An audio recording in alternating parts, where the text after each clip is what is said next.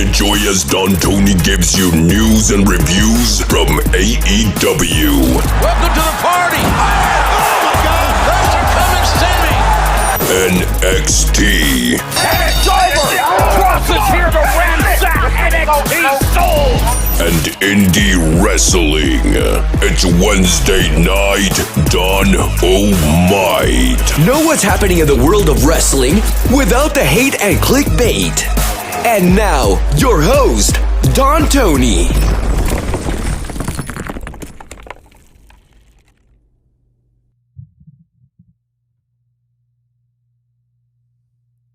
I think I have to start working on a new intro. We don't need Cross on there anymore. And I think Sammy has earned his stripes. Congrats to Sammy Guevara winning the TNT Championship. Decent match with Miro. We'll talk about that and a few other things tonight. By the way, welcome aboard, everyone. This is Wednesday Night Dynamite for September 29th. I am Tony as always. Thank you for tuning in.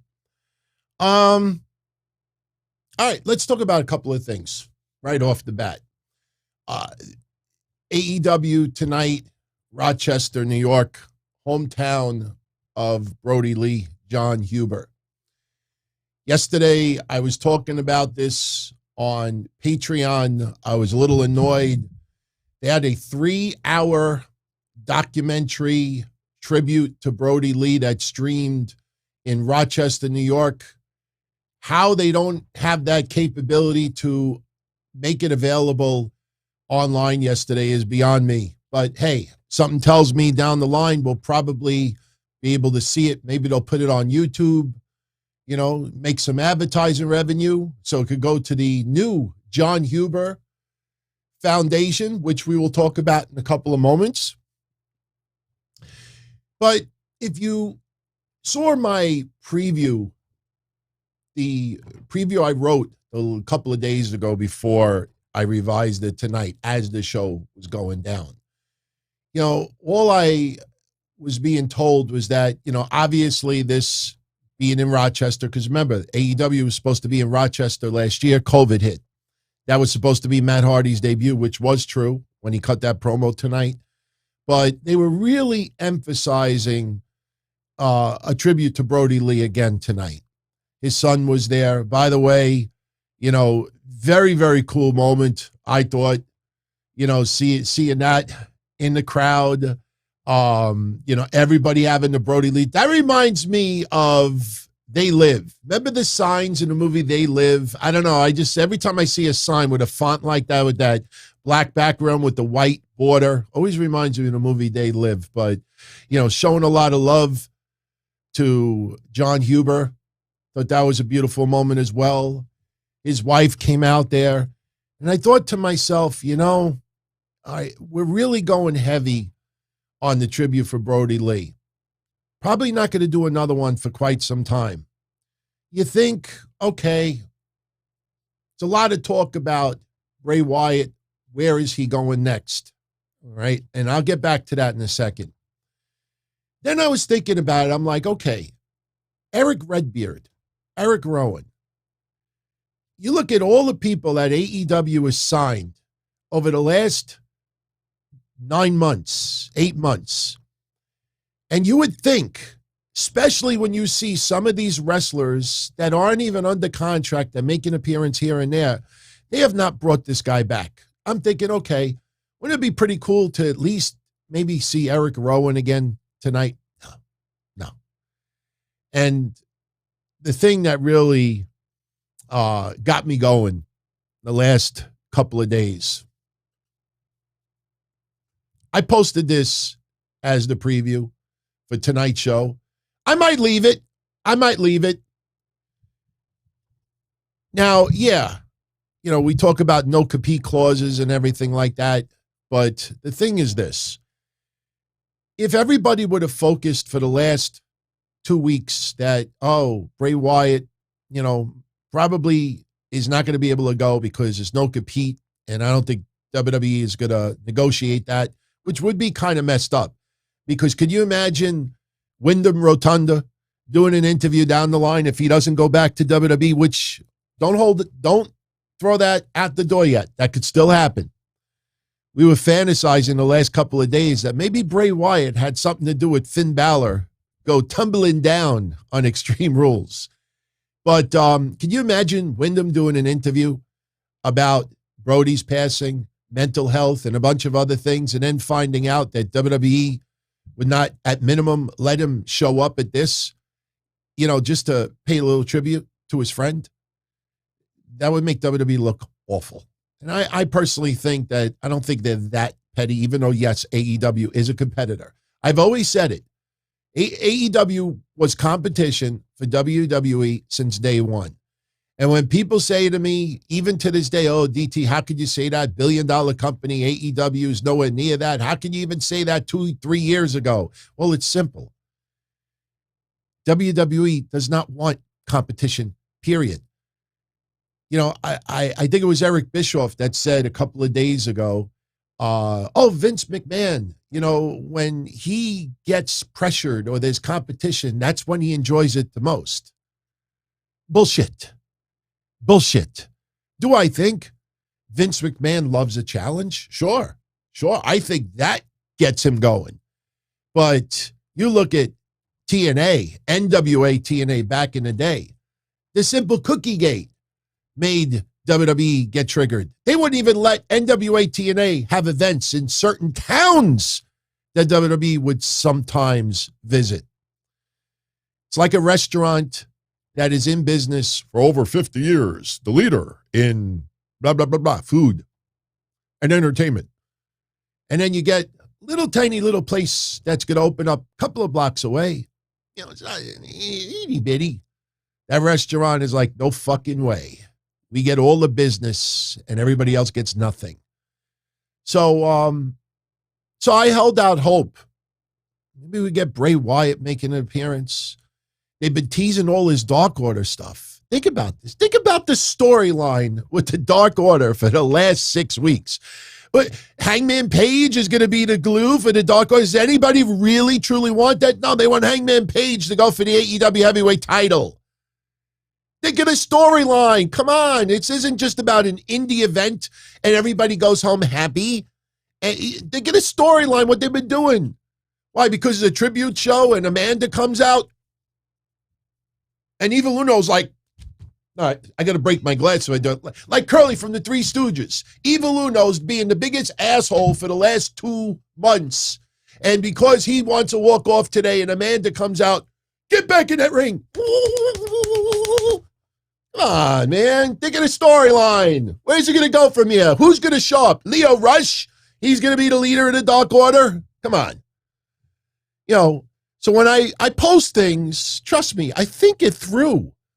Think of the whole storyline. You want Hangman Page to be the glue? To bring the Dark Order back together as a fraternity? I don't think so. So I'm holding out hope that we get a little Bray Wyatt. And for the last 2 weeks, all I keep reading is, don't expect Bray Wyatt in AEW. Don't expect him to appear in AEW. He's likely to sign with Impact Wrestling. Most likely he's going to Impact Wrestling. All I kept thinking to myself for the last 2 weeks is, what happened to the fucking Forbidden Door? What happened to the Forbidden Door? With all of what's been going on with AEW, making it, with the interaction with Impact Wrestling, suddenly Bray Wyatt, if he's signing for an Impact Wrestling, he can't appear on a tribute show for his friend? No, can't even consider that. Because the Forbidden Door, everyone, who you could thank the Forbidden Door? Not Tony Khan. You don't thank Tony Khan for the Forbidden Door. You thank COVID for the Forbidden Door. Because COVID knocked a lot of companies out of business. A lot of companies are still struggling big time. Anybody that lives in the United States could see how crazy prices have gone up. Amazon, they bought Whole Foods and they do grocery delivery, Amazon Fresh. I've ordered it from it before. Now, as of sometime in October, if you order Whole Foods through Amazon, they charge you a $9.99 fee. cannot be waived, even if you're a Prime member. UPS upped their rates. Gas prices doubled. Go buy a steak, spend $35. Why did my light go off? Fuck. Lights don't like me right now. That's okay. We got plenty of lights. You see my point? You go in AEW store, shirts at $32. I got this email from New Japan the other day. Minoru Suzuki, buy a shirt. I go on it. It's $45 freaking dollars. It's not being shipped from Japan. It's being shipped from California. $45. So the forbidden door is not Tony Khan deciding, no, I'm going to do what used to be done 50 years ago. Fuck that. Because before COVID, I didn't see that forbidden door really get broken down all that much. The forbidden door is simple, everyone. COVID killed a lot of companies out there, and it hurt professional wrestling as well. Every business has been affected. So what happens? New Japan doesn't want to pay elite money to elite stars with the exception of a few. AEW doesn't want to pay elite money to a whole bunch of stars, especially when they couldn't tour with the exception of a certain few. WWE doesn't want to pay elite money or even average money to 50 extra people so they get released. Impact Wrestling, people's weddings draw better than Impact Wrestling. They do pay-per-views every 2 weeks because they figure if we make $100 profit, it's better than making no profit at all. You go on eBay, and believe me, I had no idea I was going to go on a rant tonight like this, but since from now on the recaps are going to be much shorter and tighter, I guess we could just have a casual conversation a little bit. A lot of talk that you're not going to see anywhere else. Everyone tonight's going to be like, oh my God, this was epic. This was amazing. I had chills going down my spine. Adam Cole, the same Adam Cole that when he was wrestling in NXT, this is how people would rate Adam Cole. Adam Cole would open NXT shows. Oh, he's a curtain jerker. His arms are smaller than a guy in a bodega or a grocery store or a gas station. He's this, he says he's this. And Harris B with the heel turn. Sammy Guevara versus Bobby Fish for the TNT title has been announced for next week. Perhaps AEW signs him? Maybe. Bobby Fish actually I just realized it. Bobby Fish is working with some other promotions. So again, this is not Forbidden Door. This is, hey, Bobby, you want to come work for us for $500 or $1,000? That's what, let me finish my point.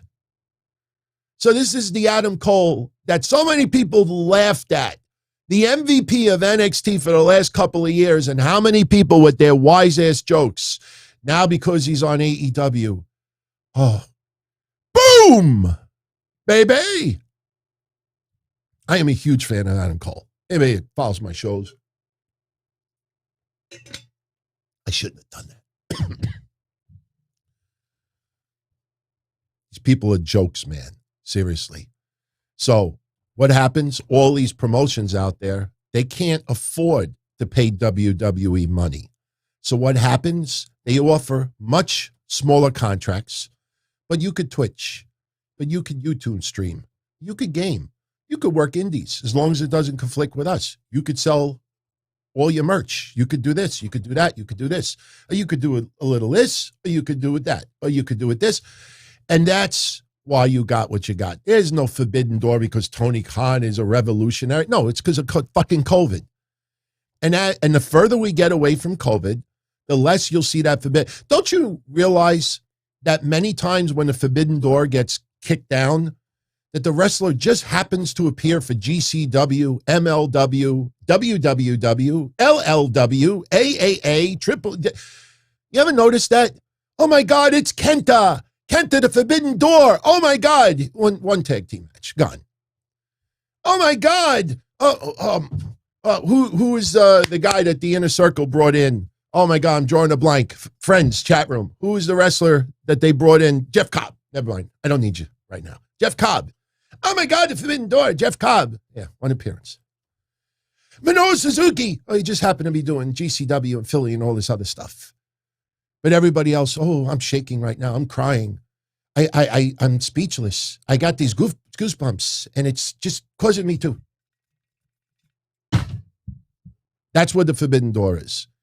So when I see all this stuff, oh, he's going to sign with Impact, and that's why he's not going to be in AEW. This is a fucking John Huber tribute.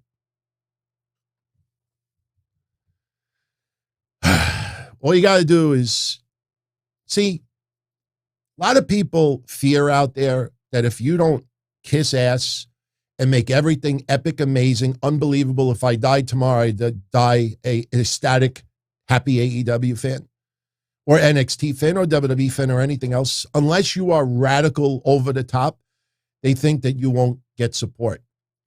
My most favorite compliments that I have ever gotten in the 25 years of me doing this stuff is he speaks his mind, whether people like it or not. Wrestlers have said it.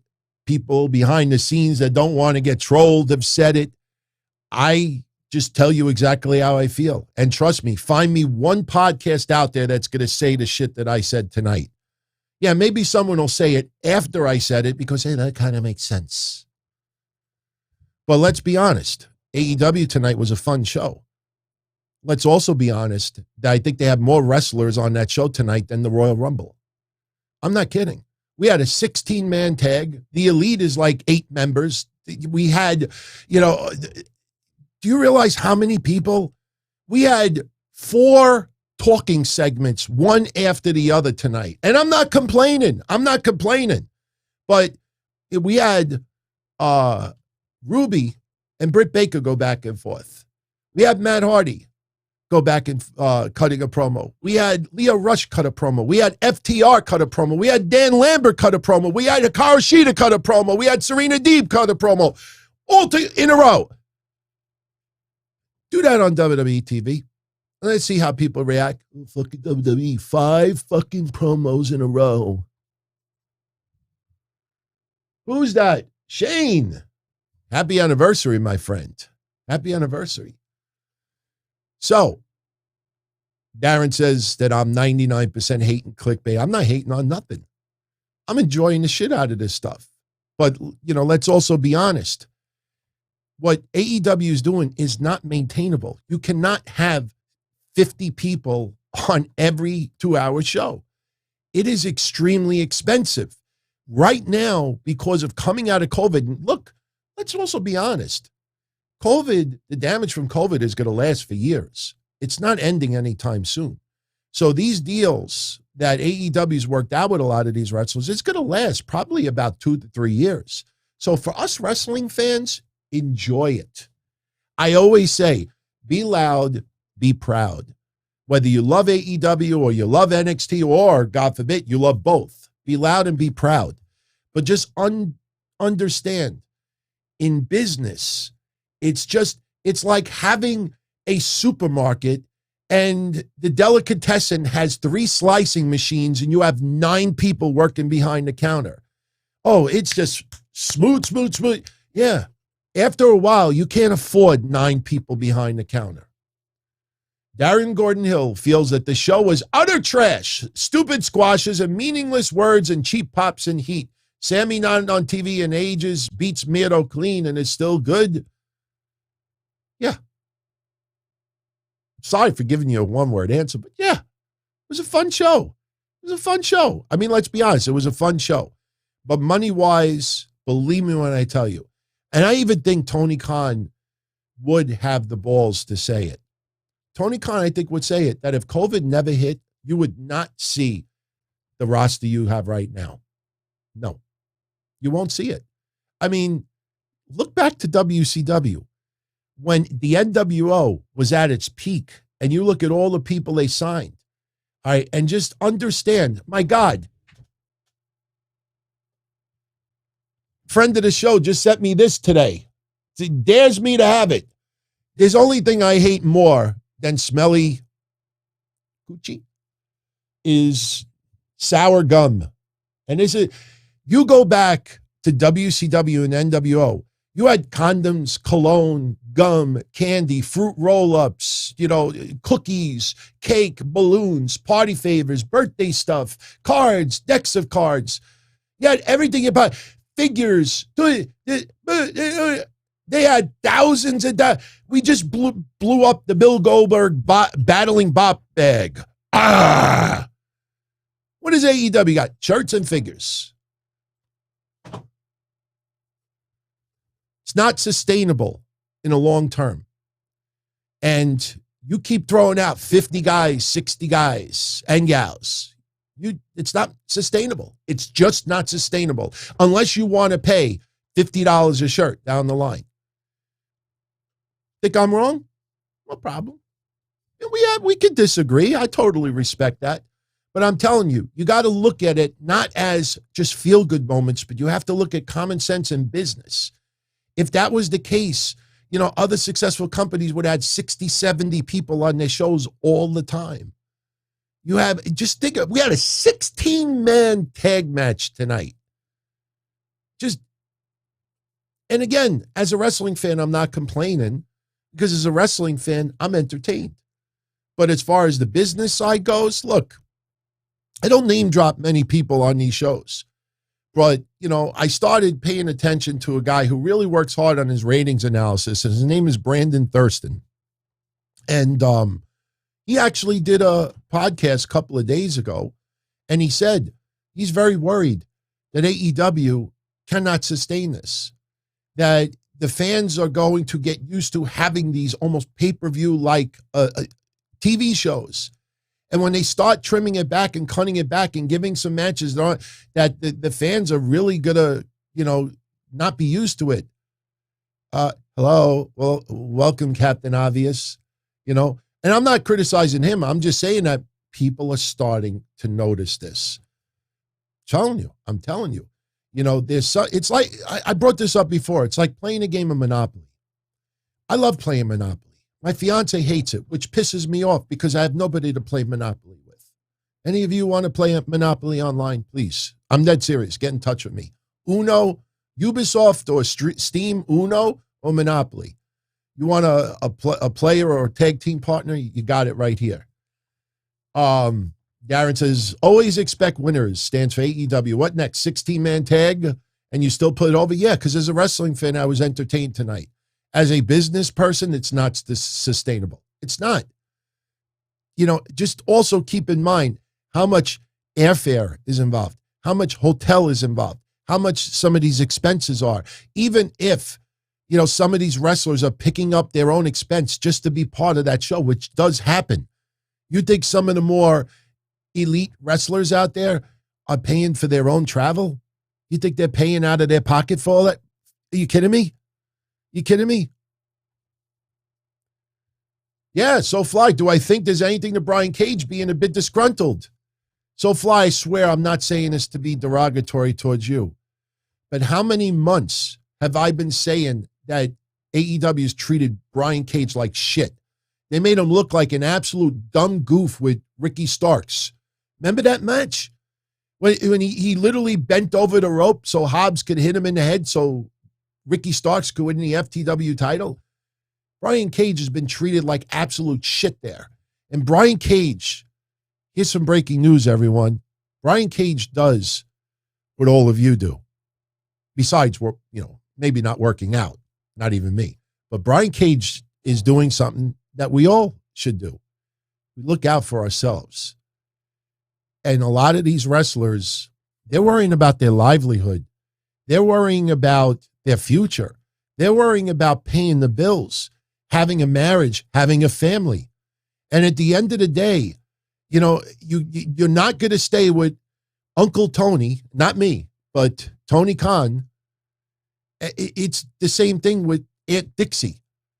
At the end of the day, when Brian Cage looks at how he's being used in AEW and he's like, you think Brian Cage's value has gone up over the last year? Are you kidding me?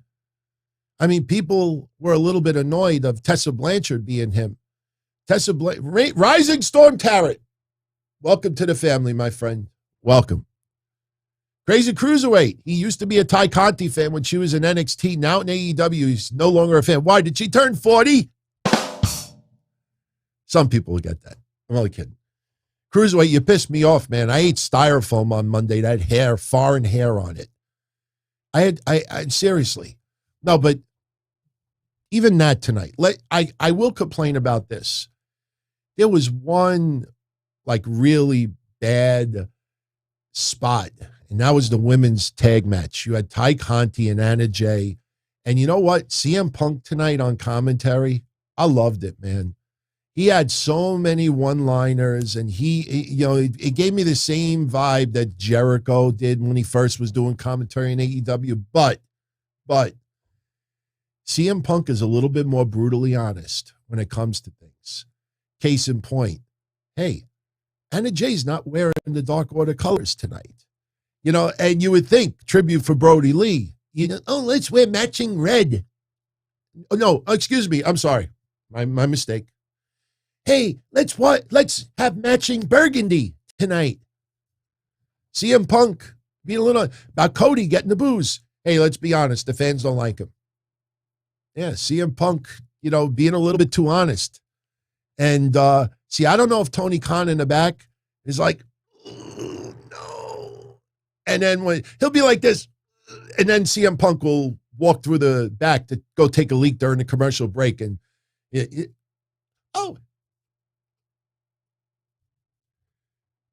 But Ty Conti had an awful exchange with Anna Jay and the Bunny tonight, where Ty Conti, she takes a move, I think, from Penelope Ford in the middle of the ring. And instead of going down, she just turns around and says, let me go to the top side of the ring so I could get hit from the Bunny.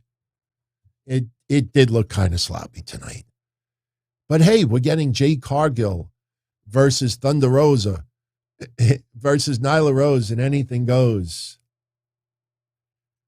I'll get to that comment in a second, Darren. He brings up crying Mark Punk. I'd rather be in the stands. No, I thought that was pretty cool what he said. Yeah, I can say it now. CM Punk, I'm ready for all your responses, everyone. Throw them out there. I'm cool. Totally respect. CM Punk said tonight that, tonight is about John Huber, Brody Lee, and that if he wasn't on commentary, he would be sitting in the stands like a fan.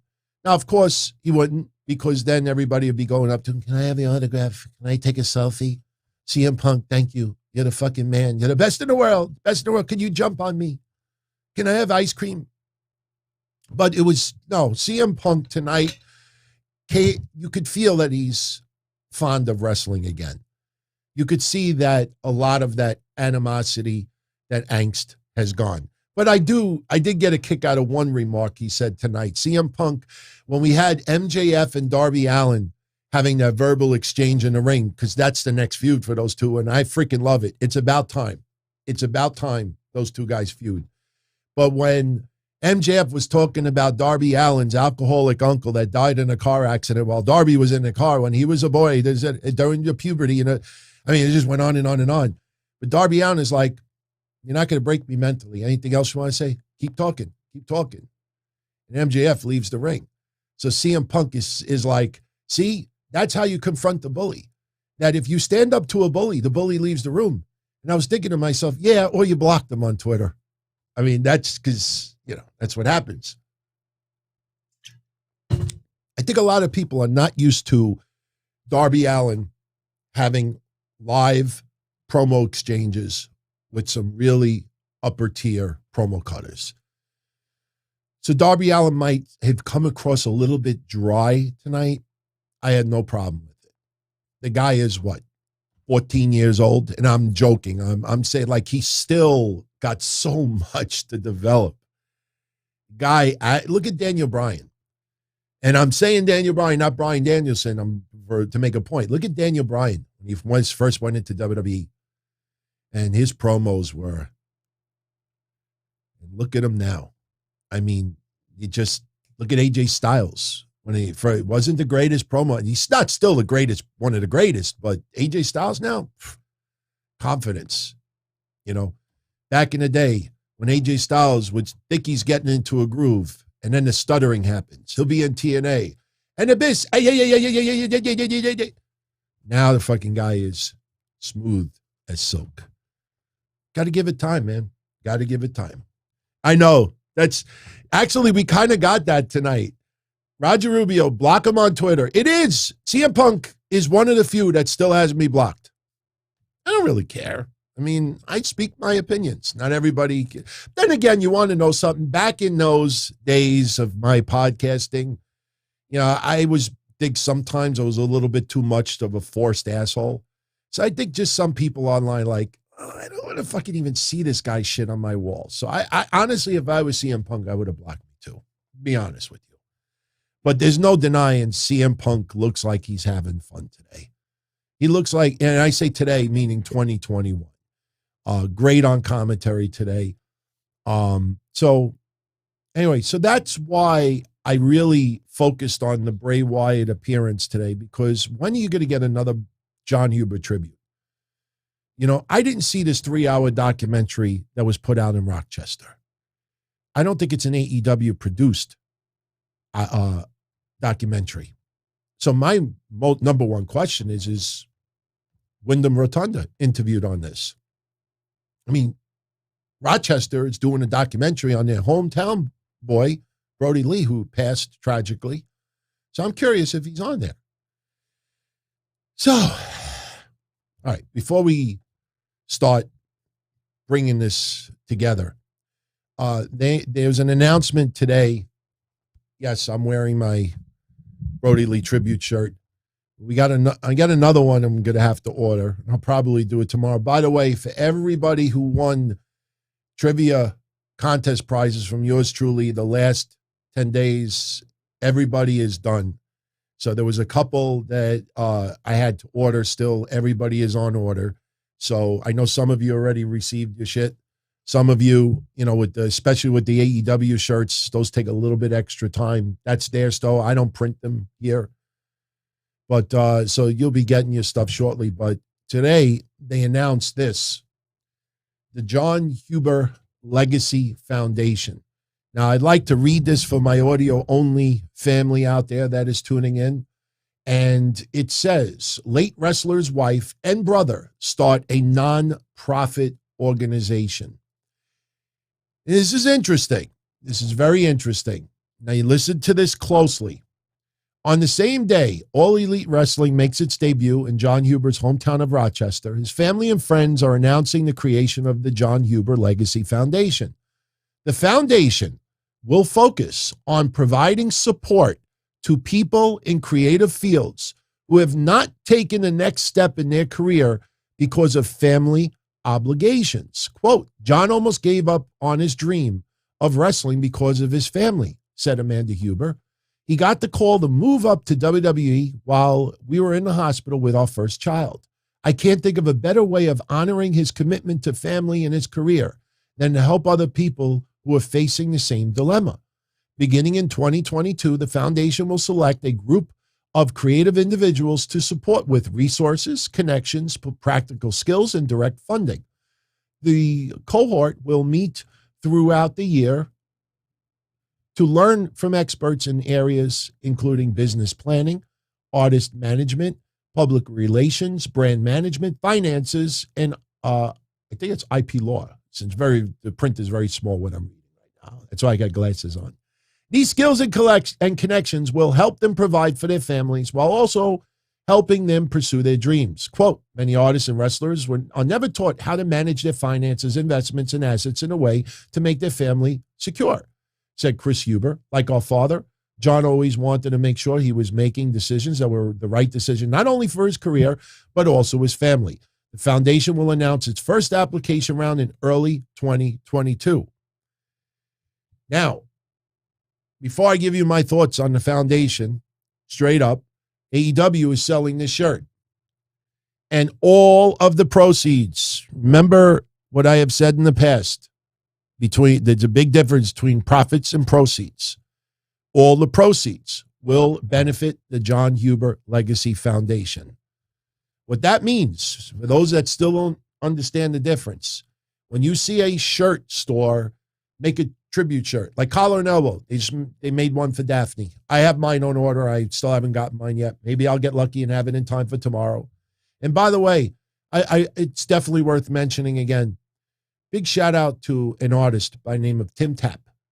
Tim Tap, an artist that I had never heard of before that does some incredible work. He came across my Daphne tribute video that I did the week of Daphne's passing. And he was not a Daphne fan back in the day because he was too young. But he was so moved by the tribute and especially the Wonder Woman stories that I told, because I was the one that got her first Wonder Woman outfits. A lot of people don't know that.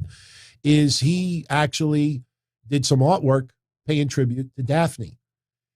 And I thought that was so beautiful and so awesome. You know, I joked around on the show Monday. I'm like, hey, Tim, how much you want for it?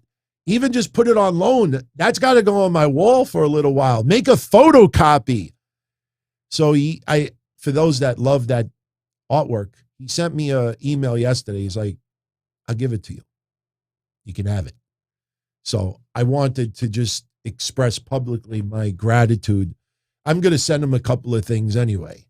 But Darren with the heel turn. How is Brody the greatest TNT champ ever? I don't know. It's in the eye of the beholder. It's in the eye of the beholder. Who would you say is the greatest WWE champion of all time, Darren? You don't have to super chat that. I'm curious. Who would you say? My point is, your answer is probably a damn good one, but it's not going to be the same answer as a lot of other people out there. It's in the eye of the beholder. A lot of people feel that he is the greatest champ. Yeah. If he didn't pass, maybe that wouldn't be said. You know, in my opinion, if we put the tragic death aside, I think Miro has done an amazing job. But that you got to also keep in mind that Miro has been able to develop his character and compete with that title a hell of a lot more than Brody Lee. Also understand, Brody Lee had some health issues, you know, towards the end, which is sad to say. So even before it was discovered, you know, you got to put a lot into that, into perspective. You're just looking straight up. You know, maybe a lot of people would say Miro is the greatest TNT champ. Sammy Guevara could end up being it. It ain't Cody. By the way, what the hell was that with Arn Anderson today? Arn Anderson, the whole storyline, I guess we could start bringing this in a little bit. Well, actually, before I do that, let me just give you my thoughts on this John Huber Legacy Foundation. I think it's a wonderful idea. I just don't understand how this is going to be chosen. The thoughts are great. Teaching people tools on how to manage their money. Now, look, this is, and again, I'm just being honest here. I'm not trying to shit on anything. But where it says, look at the third paragraph where it says beginning in 2022. It says, beginning in 2022, the foundation will select a group of creative individuals to support with resources, connections, practical skills, and funding. They will meet throughout the year to learn from experts, including business planning, artist management, public relations, brand management, finance, this and that. That's all good. You give me experts to teach me finances, and I still go out and drink Friday night and blow all my money on OnlyFans, you know, or I just go out and just charge everything up and buy tons and tons of things. Like, I don't know how you meet the criteria. I mean, what do you say? Oh, I want to work this indie fed, but I can't hire a babysitter. You know, so I'm very fascinated to see where this goes. But there's an old saying, you could lead you could lead, I don't know, who drinks water? We all do. You could lead someone to water, but you can't force them to drink. So this is all well. But I don't know. Single moms, or if they're the only person in the household making money that want to wrestle. Plus, that's another thing. When you look at this, it doesn't even reference wrestling. So is this just going to be in the world of pro wrestling? Is this going to be someone who wants to work in an office environment but can't because they have children at home? So a horse, is that it? You could lead a horse to water, but you can't force it to drink. Yes. Thank you, Michael. So, you know, it sounds wonderful.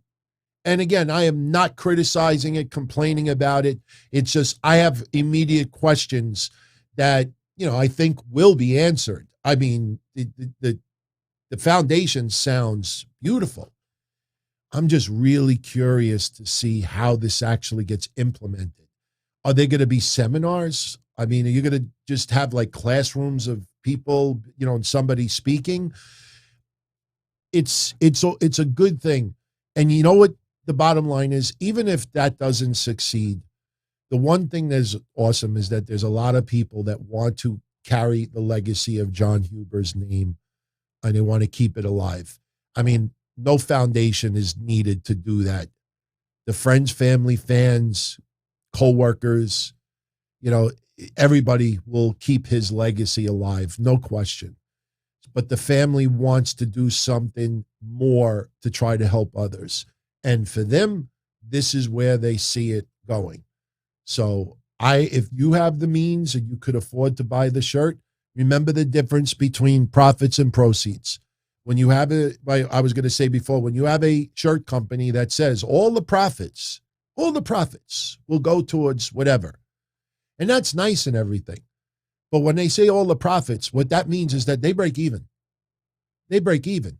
So if they normally get $5 profit on a shirt, they send $5. If they sell the shirt for $30, all the proceeds, the entire 30, even if it costs $10 to make the shirt, that 10 also is included in the 30, and the whole 30 goes to the foundation. Now, that's extremely generous. It's also a tax write-off. I've said it before. I love giving away stuff on the shows. I obviously don't want to put myself into debt over it, but I've admitted also some of the reasons why I do trivia contests on the shows and give away stuff. Yeah, when things are sitting in my house, and I know that there's a lot of you out there that would actually love some of this stuff and make use of it, good. But for me, it's also a tax write-off. At the end of the year, I got to pay taxes on anything that comes in. And, when you do giveaways and you're giving back, that's why I always had said, any of you out there that works for a business and Christmas comes and you get a Christmas bonus, it's very, very calculated why that happens at Christmas time. Because up until that time, there are accountants that are basically trying to figure out on paper, if you stay under this number, you're in a different tax bracket. So in some cases, if I give away or donate X amount of dollars, make a big contribution, or I give it to my workers or something like that, and I put it down as then I could write that off. It puts me in a different tax bracket. That's why that happens a lot of times. So anyway, some other news coming out of AEW tonight, and I mentioned his name a little bit earlier. Lio Rush is now all elite. Give me Lio Rush versus Sammy Guevara right out the bat. I know he's taking on Bobby Fish next week. Yeah, Bobby Fish, I said this with the Undisputed Era. I enjoyed Bobby Fish's work. I think Bobby Fish is probably the one guy out of the four that has the biggest concern about his future. He's not spring chicken anymore. And Bobby Fish, he's a very, very talented wrestler. But even when I did the release, remember that episode with all the releases? And I said, Bobby Fish, I think, is destined for MLW, because Bobby Fish needs to be a big fish in a smaller pond. You put Bobby Fish on a lot of these other promotions and he'll get lost in the shuffle. Why? Because he's got a different looking mustache. What's he going to do? Put on the hat like the Bully from back in the day? No. I mean, he's talented, but he doesn't stand out like a lot of other guys out there. So Bobby Fish is being fed, with all due respect, to Sammy Guevara next week. And they will have a great match. But do I see Bobby Fish in the future? No, I wouldn't be surprised if he has a second appearance on AEW that he comes across Adam Cole, and Adam Cole hands him his ass. Just being honest. But Lio Rush, I like it. I like it. He was supposed to be in a while back, Lio Rush, there's no question, he's had some issues with injuries, maybe a little bit of mental health issues. The guy is better in wrestling than out of it. So if he's in a good place right now, physically and emotionally, I am all for Lio Rush in AEW. It's just, where does he fit in? If you take a close look tonight at AEW, you could see where everybody stands. Jungle Boy is one of the most popular wrestlers in wrestling, period. By the way, I started, just speaking of Jungle Boy, it has nothing to do with Jungle Boy, but it does in a different way. I started binge watching some weird shit on YouTube lately. And what I started watching is these two guys, not together. All they do is they show up in cemeteries and they go visit graves, some famous people. Sometimes they just look at graves from the 1700s, 1800s. By the way, this weekend I'm going to see my grandmother for the first time in a very, very, very long time. And I didn't even realize it, that where my grandmother is, in a cemetery, she's only like 2 minutes walking distance from John Gotti. So I'm going to have to take a visit, Oh, and for everybody that keeps saying to me, oh, Tony D'Angelo. NXT Tony D'Angelo. Oh, Don Tony, you should be his manager. Is this Don Tony D'Angelo? Hey, he's going to debut on NXT next week. I hope nobody gets offended when I say this. I like the character Tony D'Angelo. I was joking yesterday on Patreon, like, man, that's freaking racist, man. Why do all Italian people have to be stereotyped as gangsters and mafia? You see how stupid that starts to sound? Oh, why is crime time stereo? Why do they have to make black people look like they always steal? That's so racist. You look at so many, look at Shane Thorne. Why do all Australians have to look like Crocodile Dundee? I have no problem with the character. But for me, some of you will get this, some of you will not. For me, Tony D'Angelo, he's more Sopranos than he is Goodfellas, if you understand what I mean. Me, I was never a big fan of The Sopranos. I would get into some episodes. I've met some of the cast members. I ate dinner with Big Pussy back in the day. And the worst thing I did was I posted a photo sitting at the dinner table, eating dinner with Big Pussy. And this was, I think, we found out like a week later that he had an argument with his girlfriend and threw her out of a moving car. And everybody's like, who's the big pussy here? Like, yeah, I should have never posted the photo. But if you ever watched The Sopranos, to me, I think they sensationalized a lot of mafia stuff.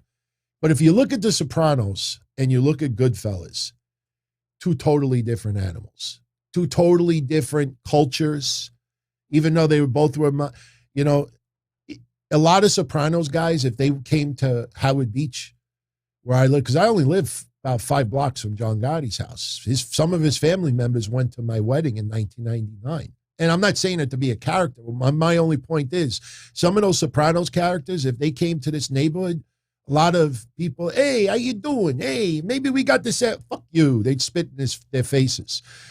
Tony D'Angelo's character comes off more as a Sopranos guy. First of all, I'm 100%, I'm like 98% Italian. I'm like 1% Jewish and 1% black. No joke. I'm like 98% Italian. I talked about this yesterday. I look back to my family tree. I look back at my aunts, my uncles, my cousins, my neighbors, people I worked with, people that I slept with, people that I hung out with, people that I grew up with. I don't have one Italian in my family named Richie. So when Tony D'Angelo is standing in front of like a warehouse door yesterday, yeah, when we got a problem, my uncle Richie, my cousin Richie, we have nobody named Richie in the family. So, and plus mafia guys or wannabe mafias or old time mafias or still think they're in mafias, they don't stand in front of warehouses anymore. Hey, when we got a problem, we take it off the truck. It's been 25 years since somebody walked into my store. Hey, how you doing? You want to buy some Sergio Tacchini? We got these fresh hot off the truck. They don't do that no more. So to me, Tony D'Angelo is like an outdated Sopranos character from 25 years ago, 20 years ago. So I'm just being honest. Yes, Chris, I said that yesterday also. I think of Richie. I think of Happy Days. Freckle face. If I knew anybody from my neighbor, hey, did you get in touch with Richie? I would have been, yeah, freckle face. Fuck him. So that's my honest opinion about Tony D'Angelo. I like the character. Yeah, in a fantasy world, I'd love to manage it at least once, especially with the John guy, which, it never happened. But to me, it's like an outdated Sopranos character. I need to see more, but right now I'm not sold on it. So, yeah, I never was really into the Sopranos. So anyway, so we talked about Lio Rush. Now let's talk about tonight's show a little bit. Let me say one other thing too. We could ease into this. This week, 7 days, tomorrow, we're going to have a 7-day span that we have not had in a very long time. And I hope Brandon Thurston figures this out also.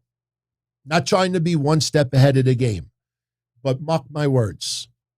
Tomorrow, even Friday, if nobody else tells you, I will tell you now. This is going to be the first time in a very long time that the entire world of televised wrestling has gone down in the ratings. Because NXT last night drew 655,000 viewers, a 12% drop. Now, NXT, I'll give you some quick thoughts about that show. I thought it was fun. They focused on the women. I still can't believe when I made the comment last week that they had 16 women on that show last week and almost nobody noticed. Almost nobody noticed. So now the week after, they advertise a very woman heavily featured show and they had 12% viewership drop.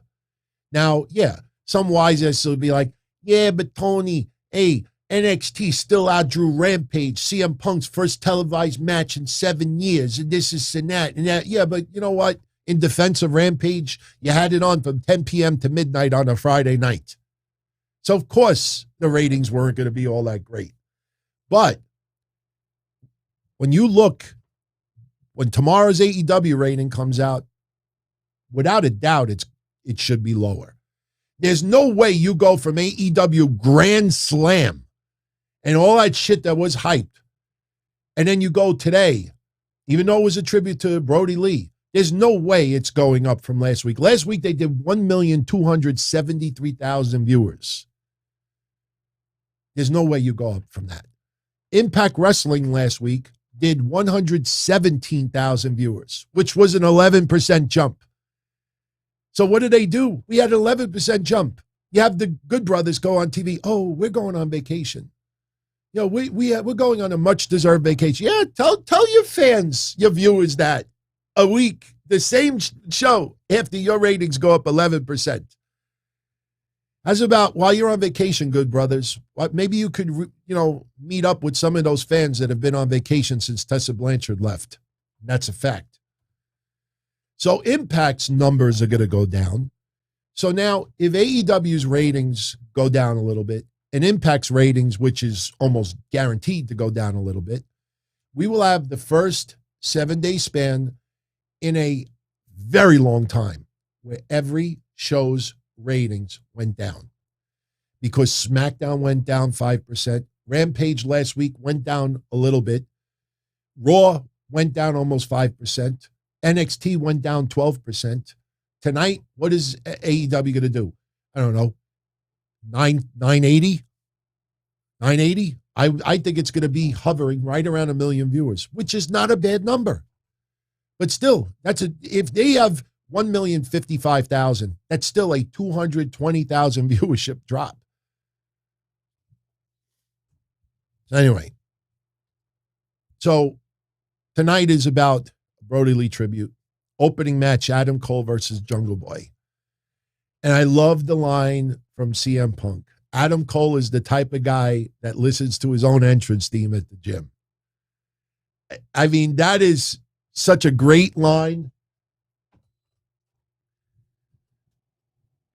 Yeah, I'm going to get back to NXT, Cruiserweight and others. I just wanted to give my overall that expect a week, 7-day span of declining ratings. Nothing to worry about. Crazy Cruiserweight says Frankie Monet is 37, not even main event worthy. NXT is a developmental show, my friend. NXT is developmental. That's why anybody that's on that show is worthy of a main event. Maybe they shouldn't, but still, it's a developmental show. People have to get used to that. Some of those wrestlers that were on yesterday, not for nothing, that opening, no DQ match, B-Fab, be Greene. So anyway, Adam Cole versus Jungle Boy opens up AEW.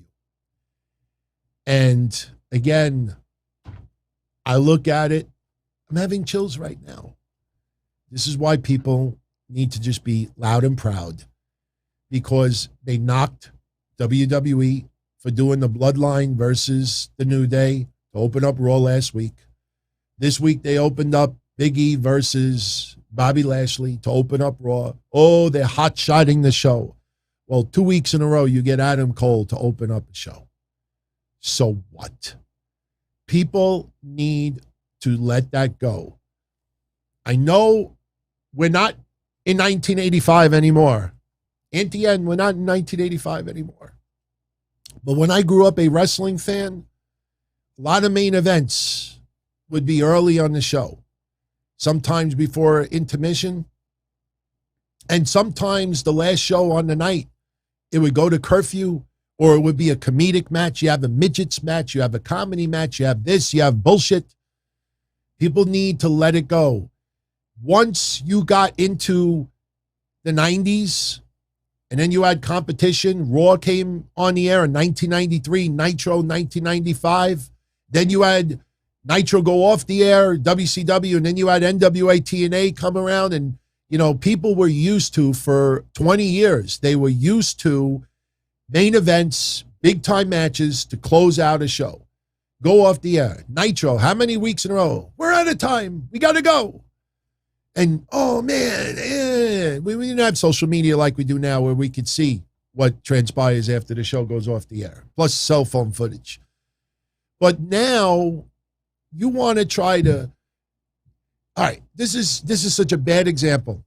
Oh, and I saw somebody ask me this earlier. What was I getting at with Jungle Boy earlier with the funeral home? I started binge watching these two guys that have channels, and all they do is they walk around cemeteries. There's one guy, I know his name is Lamont at Large. Some of you may have heard of him. And he will go and visit like some famous graves. He'll also visit, like some areas where, there was a tragedy or where somebody lived. And it's not as like ridiculous or stupid as it sounds. I watched a couple of days ago, he went to the home of Jungle Boy's father, Luke Perry. And it's beautiful. And, they were talking about it's believed that somewhere on the farmland that's where he's buried or laid to rest. And it's pretty cool because, you look at it and you just picture Jungle Boy growing up. And I just wanted to mention it in case anybody out there never seen it before. You might want to go check that out. But we got to start letting go of the main event should end the show. I watch some other cultures, and I've talked about this before. I've watched other cultures and what they eat. And lately I've been fascinated with Singapore and a few others. And, I'm telling my fiance, let's go to Singapore for a honeymoon. And I'm dead serious. I want to go to either Singapore or the UK or Australia. I don't even want to go to Italy right now because they've screwed up COVID more than they needed to. But a lot of other cultures, you eat ice cream before you eat your meal. I mean, they even have McDonald's in Singapore where they give you ice cream with French fries mixed in with it. They may sound like more for pregnant people here in the United States, but in a lot of areas, you eat your ice cream before you eat your meal. How are we brought up, most of us? Anthony, no ice cream until you eat your dinner first. That would be my mom. My dad would say, no ice cream because you're a fat fuck. So my mom would be like, no ice cream until you eat your dinner. My father would just say, no ice cream, period. So a lot of places you eat your dessert before you have your dinner. You got to look at that like wrestling. Like we're getting our ice cream at the beginning of the show, and hopefully it's so good it keeps you drawn in for the whole night. Maybe you get lucky, you get a second helping. It's like Monday. Monday was my favorite Raw of the year because we had a banger of a match early on, and then we had another banger of a match later on, and it's like, wow, I don't care where they're placed on the show, just entertain me. So tonight we get Adam Cole versus Jungle Boy, and they tore it up. They tore it up. Thank you, Austin, for running the helm. Thank you. I caught it. I caught it too. These guys, they actually bought me breakfast the other day. Keep doing it, everyone. Keep doing it. I'll keep spending that money. Jungle Boy versus Adam Cole tore it up. CM Punk's commentary. I mean, I understand Tony Schiavone being a little bit over the top, that Adam Cole is a jerk. And CM Punk is like, well, you could be a jerk and be a great wrestler. And I'm like, was he looking in the mirror when he said that? Because CM Punk for many, many years is an absolute jerk. But you just loved his wrestling anyway. But Tony Schiavone, obviously because of the relationship with Britt Baker, that's why that's happening. Thank you, Austin. Yeah, you could ban those people. I mean, he'll have to sign up under another name and to give me more money. But these two guys opened the show. You had This Is Awesome chants multiple times. Adam Cole ends up winning the match. Now, you look at it, Jungle Boy, what was he, 10-0 or 10-1 in his last 11 match, something like that. Jungle Boy, ranked number 2 in the tag team division. Yeah, that's before you sign Adam Cole. Yeah, that's before you sign some of these other people. That's before you sign some others. So, here's where the challenges start for Tony Khan. Where's the balance? No. Trios fucking titles is not the answer. Do I want to see trios titles? Yes. Do I think AEW should have trios titles debut within the next 6 months? Yes. But you don't create more belts because your favorites keep suffocating those titles. The Young Bucks, they're the longest reigning AEW tag team champions. They're not tag team champions anymore. Oh, we need gold. We need gold. Let me put on my Twitter, trios title. Trios champs. Trios. So everybody runs with it. Hey, Tony, the Young Bucks would look great with trios titles. So, I mean, didn't everybody bitch about that with WWE? Everybody has a title. So now because the Young Bucks are no longer tag champs, instead of, taking a step aside, no. We're in our peak of AEW to date. We have to be part of history as well. That's why you had Who Dat and Paul White. Paul White didn't need it, but that's why they had that pay-per-view poster like this, which looked like Cena versus The Rock from WrestleMania. Remember that? I put them side by side. Who Dat? I mean, you see him on TV much right now? No. Because something had to give sooner or later. Oh, Mr. Camarato couldn't find a place on the show tonight. So now what happens? Jungle Boy loses today. Dante Martin. Remember when we said he had his coming out party? What, month and a half ago? He was incredible on Dynamite. Loss. You look at some of these young guys, and now you're seeing what's happening is, all right, we have to put on an unbelievable match. Somebody's got to give. No, you're not making Adam Cole lose this soon because, number one, the bitterness by fans towards WWE. Oh, they wanted to cut his hair. They wanted him to manage until Adam Cole went on his stream and said, no, that's not true. Now they have other things. How's about wait until Adam Cole actually says the stuff before people? It's like people they need WWE to like threaten people. We're going to change your name. We're going to shave your hair. We're going to change your gender. We're going to put a mask on you. We're going to put a mask under you. We're going to make you look like a child. We're going to make you look like they want WWE to like ruin these people just for an excuse to shit on them. I said it so many times. Adam Cole did everything he possibly could in NXT. Adam Cole does not want the rigors of the full-time WWE schedule right now. Adam Cole can make less money in AEW, but then Twitch, then go on YouTube and do outside ventures and end up making more money than he is in WWE, and he's working half the schedule. How many years is a contract like that going to be enticing? See, this is the thing. Like, I see people still saying, oh, WWE could thank AEW for their momentum right now.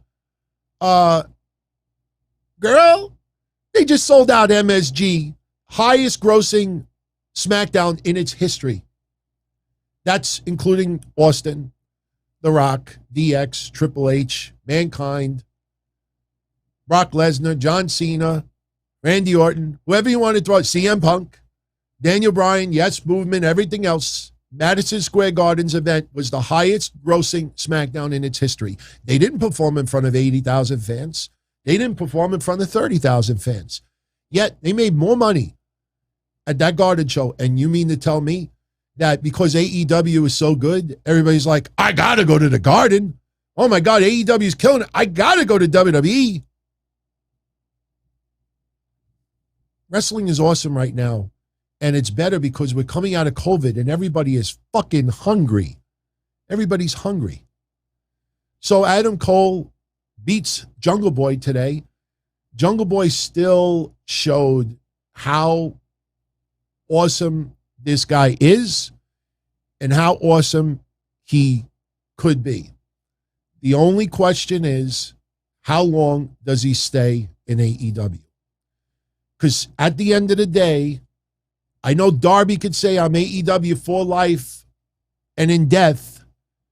If Darby ever gets married, if Darby ever has children, if Darby ever starts having to have some responsibilities other than a skateboard collection, and it comes time to negotiating deals, if he is offered a ton of money to go elsewhere, Darby probably would at least consider it. And maybe in the end, Darby Allin would not go to another competitor. But a lot of people would. A lot of people would.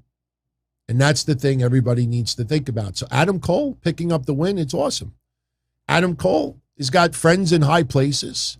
Adam Cole did everything he could in NXT. There was nothing else. So him going to WWE, people were almost begging Adam Cole to rip WWE. People were almost begging Bryan Danielson to rip WWE. Bryan Danielson got booed when he said he loved his time in WWE.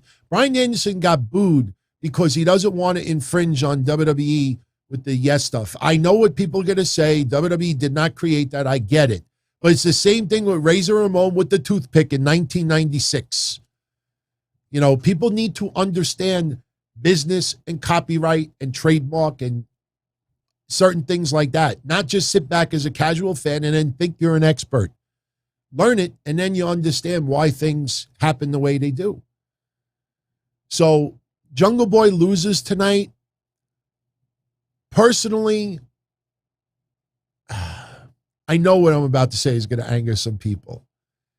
AEW needs to start doing some disqualifications. Seriously. I know a lot of you are going to say, no, they're not going to be WWE shit. Are you kidding me? Do you realize how many like skits and things they do? WWE, AEW, Ring of Honor, MLW, New Japan, Impact Wrestling, Noah, Shimmer, Dimmer, whatever you want, AAA, whatever you want to use. GCW, they're all sports entertainment. I remember back in the day, oh, well, no, Ring of Honor is more serious. Oh, because they hold the ring rope. The outcome is still predetermined. It's just like apples, oranges, pears, watermelon, cantaloupe. They all look different, but at the end of the day, they have fruit. Well, but this, it tastes more like a potato. It's really more a vegetable. No, it's a fucking fruit. They're all sports entertainment. Until the outcome is not predetermined, every single one of these promotions is sports entertainment. And AEW does a crap load of it. You got a fucking dinosaur that everybody is oohing and on. And Luchasaurus is awesome. I'm not criticizing the guy. But let's, start breaking it down a little bit. It's just that AEW is an alternative. It's a different version of sports entertainment. It's a hybrid. And that's fine. That's fine. Shout out to whoever. Thank you for the super chat. Money, money, money, money, money. You know what? Much love. Big shout out to the family. I posted the Q&A a couple of days ago.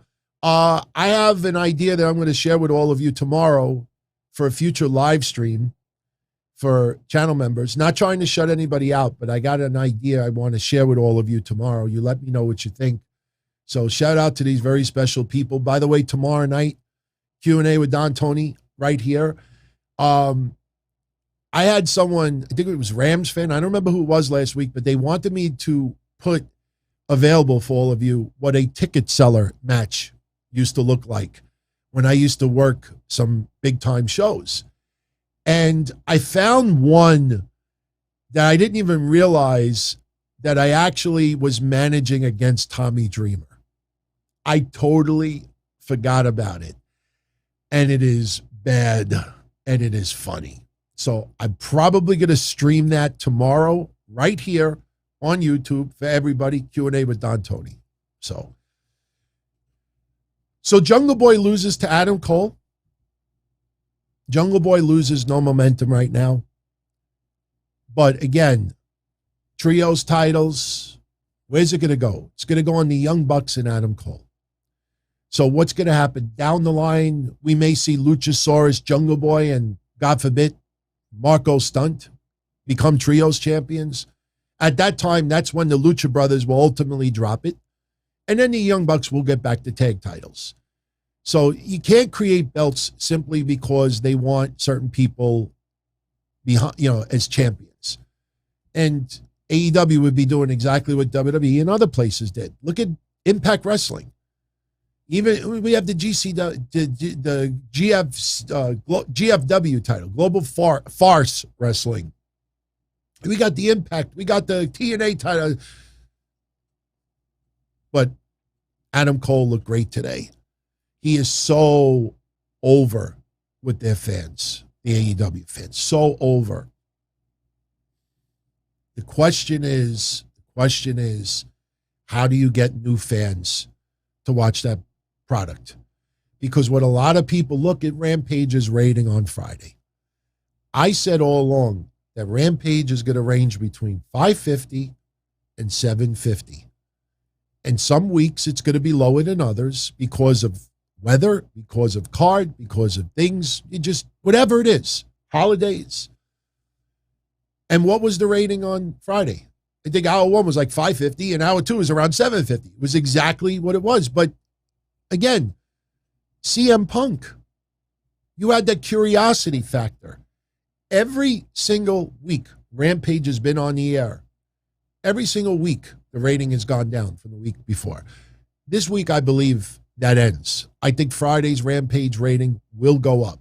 I think they will break that streak. If Rampage's rating goes up Friday, this will be the first time that Rampage had an increase in viewership since it debuted.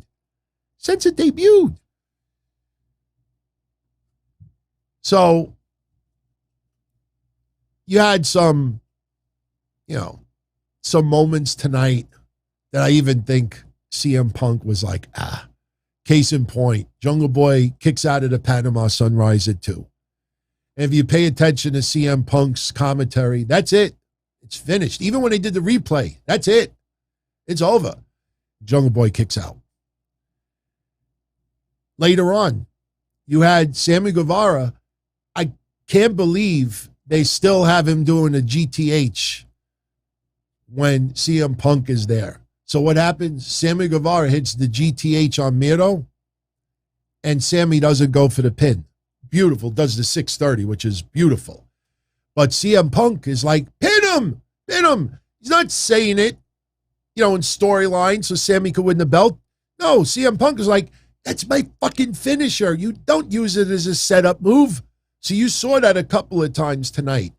People kicking out at 2 that should not be, and finishers being used as setup moves. Am I wrong? Yeah, he kicked out of the Panama Sunrise. And Adam Cole had that look on his face like my fiance when she saw me naked for the first time. She was like, so what ends up happening? Jungle Boy puts Adam Cole in a snare trap. And commentators bring up, no one has ever broken out of the snare trap. So what happens? Adam Cole is trying to go for the rope. Jungle Boy tries to do what Jericho used to do. When he's got the walls of Jericho on someone and they're about to grab the rope, Jericho pulls him back in the middle of the ring and the crowd erupts, and then they would tap out. So this time around, Jungle Boy has the snare trap on Adam Cole. Adam Cole is trying to go for the ropes, and Jungle Boy pulls him back to the middle of the ring, but Adam Cole just kicks him aside. So what we end up happening is Aubrey Edwards is on the side of the ring, and Adam Cole rubs into her. Not like, hey, baby, what are you doing after? No, he just bumps into her. And she's looking the other way purposely. And Jungle Boy just happens to have his legs spread open like a prostitute a little bit, behind Adam Cole. So Adam Cole whips the leg back, low blows Jungle Boy. And then for some reason, Aubrey Edwards, she acts like she's groped and she's like, fuck off me. She walks away and she's like, oh, what happened we here? So Adam Cole kicks Jungle Boy in the back of the head, pins him 1, 2, 3. Adam Cole is your winner. The Elite come out, celebrating, bragging. We go to commercial, and CM Punk, I agree, the Elite song sucks. Elite. And then we went to a commercial, and they heard that same chorus for about 5 minutes. So the Elite's in the ring, and they're all exchanging promos. Michael Nakazawa gets an opportunity to speak, and the crowd is yelling at the top of their lungs, CM Punk, CM Punk. Nakazawa doesn't get to say anything. This proceeds to have Kenny Omega grab the mic. Kenny Omega's like, whatever, trying to downplay the fans. And he does what we said last week with the Rocky 1 reference with Apollo Creed. Not going to be no rematch with Bryan Danielson. So Danielson comes out, and he pretty much cuts the same promo as last week. Do the fans want to see Bryan Danielson versus Kenny Omega rematch? Yes. Kenny Omega, you have no balls. It's the same promo as last week. The only difference is this week, Daniel Bryan, it's almost like when they called, what was the reference they called Seth Rollins? Well, didn't Daniel Bryan make a reference of someone? Somebody called Seth Rollins something back in the day, and everybody started chanting it. Chat room, what are some of the ones that they used to do in WWE? There was some really, really awful ones. So Daniel Bryan takes a page out of the WWE book. Everyone, people thinking that they're funny, but they're not. So there's like an 8-second delay also, so that's why there's a little delay with me. Sparkle crotch. Thank you, Chris L. Yeah, sparkle crotch, sparkle crotch, sparkle crotch. So Bryan Danielson says, everyone, I present to you Kenny No Balls Omega. And the crowd starts chanting, Kenny No Balls, Kenny. And I got a kick out of it. If you look at Luke Gallows looked like he was laughing his ass off. I mean, the crowd, say what you want. I don't know if they were sold out tonight. I mean, some people DM me like pics, like, oh, look, that section is kind of blocked off. I'm like, I don't care. I'm enjoying the show. So what? What do you want me to do? Maybe it was blocked off for other reasons. You know what? Maybe it wasn't 100% full because you couldn't show up with just a photocopy. I swear on my mother, I will never do another show again. No joke. This past Sunday, I went out for breakfast. Some of these guys with the super chats, like tonight, which I know a lot of you know what I'm talking about, Roger Rubio's Coffee Money and everybody else, I went for breakfast. I'm not kidding. I went to the diner and we were waiting for a booth. Guy walks in. Yes, that's another one. Tater tots, tater tots, tater tots. There's been some bad ones.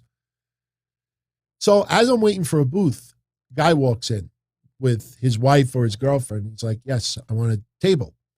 So the diner says, I need to see proof of vaccination. Now, for those that don't know, and I've brought this up before, here in New York, now restaurants, gyms, and others, you have to provide proof of vaccination in order to go in. A lot of places weren't really enforcing it because, unfortunately, some people get punched in the face. And there's been a couple of incidents where customers have slapped people, broken furniture. You know, you think Karens are bad? Tell someone that they can't eat. And so a lot of diners in places like, we don't want to have to deal with irate customers. So they weren't enforcing it. So what does New York City do? They start sending inspectors in all these restaurants. So an inspector went into that diner. We found out afterwards, because we were talking to one of the owners there, that the day before an inspector came in and noticed that they weren't checking everybody for vaccination cards. So they gave them a warning that if you do it again, you're going to be fined. And if you do it again after, you're going to be shut down. So they started to have to proof everyone. So this guy walks in and he wants to have breakfast and they ask for proof of vaccination. He says, I don't have it with me. I left it home. Well, we can't let you sit in. But I was fucking here yesterday. And the woman's like, look, I'm sorry. Like we the inspector came in. We have to check everyone. And he was like, what is this, communism?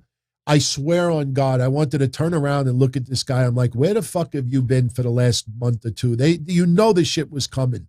Go home, get your card, come back and eat. I didn't say nothing. I kept my mouth shut and the guy walked out. And when he walked out, he like pulled the door really, really hard, just real asshole. So, I felt bad for the diner. But the thing is that you're not going to get away with it. People are losing their jobs. They're getting fired because they want to keep this stance that, I don't believe in vaccine. No problem. No problem. Then, that's it. So the same thing with AEW tonight. You could not provide a photocopy. You actually had to bring the card or download the app. And I saw a bunch of assholes online that don't even live anywhere near Rochester. They're like, oh, I'm going to AEW tonight, but I can't find my vaccination card. I only have a photocopy. Liar. You're just trying to get attention on social media. Because all you got to do is download the app. And even like somebody, I'm not going to mention a podcast, the guy's like, oh, I'm coming from Connecticut and I can't find my card. And this is bullshit that I'm going to lose my tickets because of that. I was so tempted to post. You see the guy, AEW Botches, that to this day has never thanked me for filing FBI complaints for him. So upset about somebody threatening to dox his wife and kid. I don't know him. He doesn't know me. I just felt bad for the guy. I, said, hey, I filed 2 FBI complaints for him. And not even, hey, dude, thank you. You didn't have to do that. I don't have to be thank you, but the motherfucker never even reached out and said thank you. So you have these places that, say these things. And, I posted proof that I filed the FBI complaints. So this other guy from Connecticut, I was going to post on his social media the link for the Connecticut app where you can download your immunization record, and because it's on a government app, you could even print it, and it's not a photocopy. And it would have, I don't know what he would have said next, but I was like, you know what, fuck it. People just want to get attention on themselves. So we have Kenny No Balls chance. So we get a little bit of a reverse tonight. Bryan Danielson issues a challenge for Rampage. Any member of the Elite. Now, usually a heel person will not want to fight on that particular night. So Kenny Omega says, well, what about tonight? What about tonight? And the crowd is chanting yes. So Kenny Omega is kind of like wanting to give the fit. So Daniel Bryan's like, okay, no problem. Tonight's good. But I'm not alone. So he brings out Frankie Kazarian, Luchasaurus, Jungle Boy, who had just lost the match. He came back out there. And they all hit the ring and the Elite walk away. So we find out later on that Rampage this Friday, you'll have Bryan Danielson versus Matt Jackson. So that's what's going down. The Elite next week will be in action. I think it's the Elite versus Danielson, Christian, Luchasaurus, Jungle Boy. I don't know if there's a fifth person. But kudos for AEW to realize, Marco's stunt in a lot of these positions just looks ridiculous. So they don't have him involved with that. RMJ23. He's got a cousin who lives in Jersey, but got their vaccine in Pennsylvania because their boyfriend is a pharmacist in PA. What app would they have to use, New Jersey or PA? The state where you got your vaccination. They're the ones that have it on file. That's where you would have to get it from. And honestly, they shouldn't have gotten it in Pennsylvania, even if their father was a pharmacist. You're supposed to get it in the state that you live in. Back when COVID first started doing vaccinations, there was a lot of reports of people from New York driving to Connecticut because you could just walk into a Walgreens and get vaccinated. And then they started asking for ID, and they're like, you got me. So, yeah, you should always get it in your home state, but you have to get it in the state, the proof in the state where you got it. So,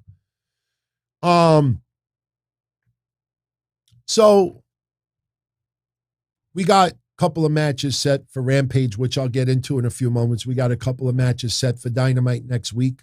Dynamite is their anniversary show next week, 2-year anniversary. I'm a little surprised they didn't celebrate their 100th. Like they mentioned it in passing, but I would have thought 100th episode, I think that would have been a nice little, gimmick to attach to it. AEW 100. They didn't do it. Cody and Lee Johnson. By the way, it's 11:35. We're at an hour and 28 minutes. We're going to go to 2 hours tonight. So at least you know exactly what time this show's going to finish. We'll be at 2 hours and done. But again, tomorrow I'll be here at 10:05. Cody and Lee Johnson defeat Dante Martin and Matt Sydal.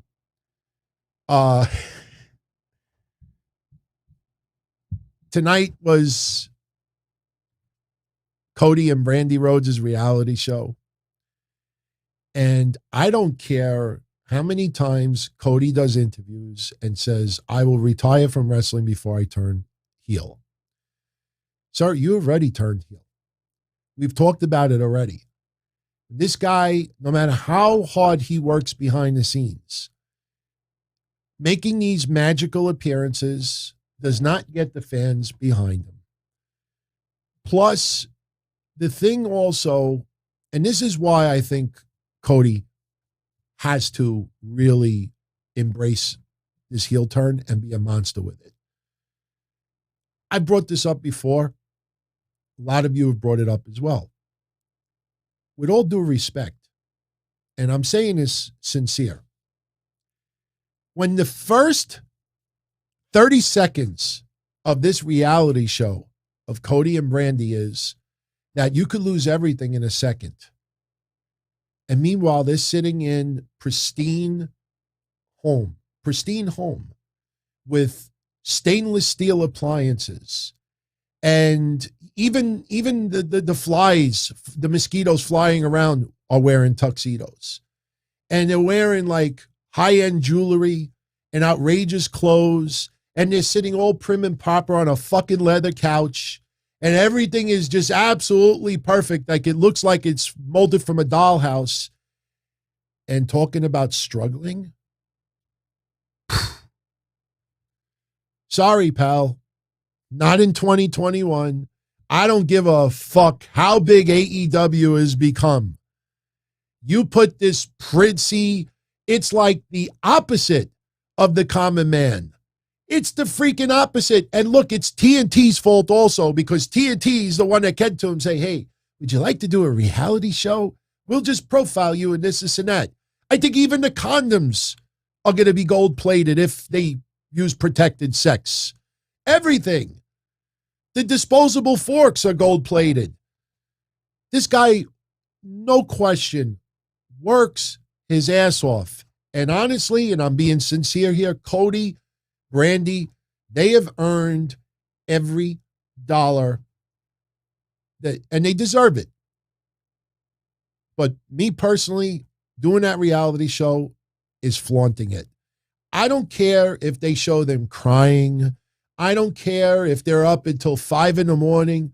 Honey, you need to go to sleep. No, I have to write this for AEW. It's the promotion will not exist if we don't do this. But Cody, you haven't slept in 94 hours. Cody, you need to go to sleep. You lose your insanity. And then you have Cody in front of a mirror. I don't know who I am anymore. I don't know. Dad! They come off as elite, prissy. Do not flaunt it in my face. A lot of us tried to find other ways of making money during COVID. I worked 4 jobs at one point. This is a job. The amount of hours that I put in this, not just in front of the camera, but behind the scenes, editing, trying to do this, try to improve this, experiment with this, play around with this, it's draining. But if I want to get married, if I want to have a wedding, my parents are not sporting any of the money. I have to do this all myself. But if I want it, I got to work for it and do it. But I'm not going to freaking flaunt it in everybody's face. Hey, did you see the little chain I just bought myself? Hey, did you notice this? So that's how I feel about Cody. That's why he's getting booed. The stuff with Anthony Ogogo, it's a shame with the eye issue. I don't know what kind of career Anthony Ogogo is going to have. But, it's just, he just shows up. He works hard, no question. But it just feels like this is like a real prissy, like he's like the opposite of Daniel Bryan. Daniel Bryan would sleep in a tree, if he wanted to. I feel like sleeping in a tree tonight. And if that was the reality show, everybody would be into it. But Cody, it just feels like, hey, Brandy, the worst thing happened to me today. The Ferrari has a water stain on the hood. That's why Cody has issues. I brought it up when Malachi Black beat up Dustin Rhodes. He should have beat the shit out of him.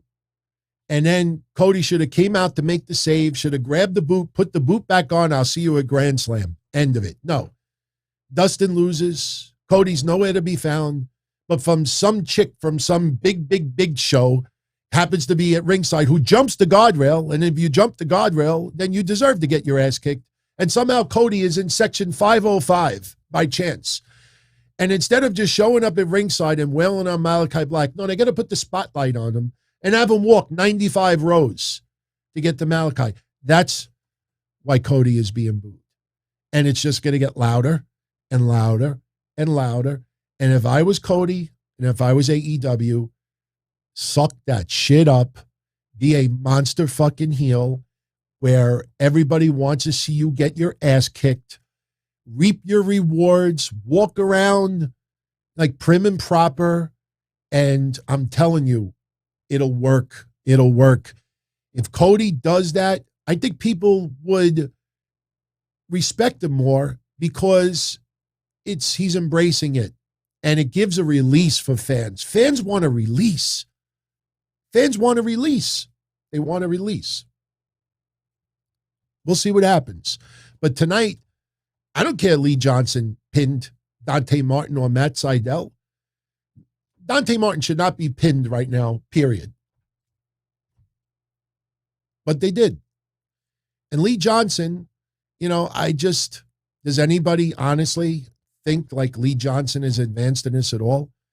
But on Anderson, after the match is over, he's like, I don't want to, be around a loser. Malachi used me to get to you. I don't want to manage a loser. I'm saying to myself, wait a minute, they just won. I mean, there was no other better outcome. But on Anderson's his pep talk somehow led to carjacking. Someone tries to take your car. You don't sit back, you just let it happen. No, you get a Glock and you spill their brains all over the windshield. And I was like, Arn, somebody did some shit to you. You must have got into some road rage incident somewhere. Because, how does Cody respond to that? Yeah, you're right. Malachi. I don't know. It just felt like, see, when Malachi talked about the beach, that he knew someone who had a horse, or no, it was a dog or whatever it was. And, I think it was a horse, and it was just way past its prime. So he brought the animal to the beach, gave it all its best treats, put a bag over his head, and blew his brains out. Take him out of his misery. On Anderson, like, I want to do something like that. I want to say something like that. Yeah, maybe you should have said that when you got kicked in the mouth. But people enjoyed it. I'm sure there's going to be tons of memes tonight with Arn Anderson, all his vintage poses, and they're going to get some PNG files of guns, and Arn Anderson's going to be like this with Glocks.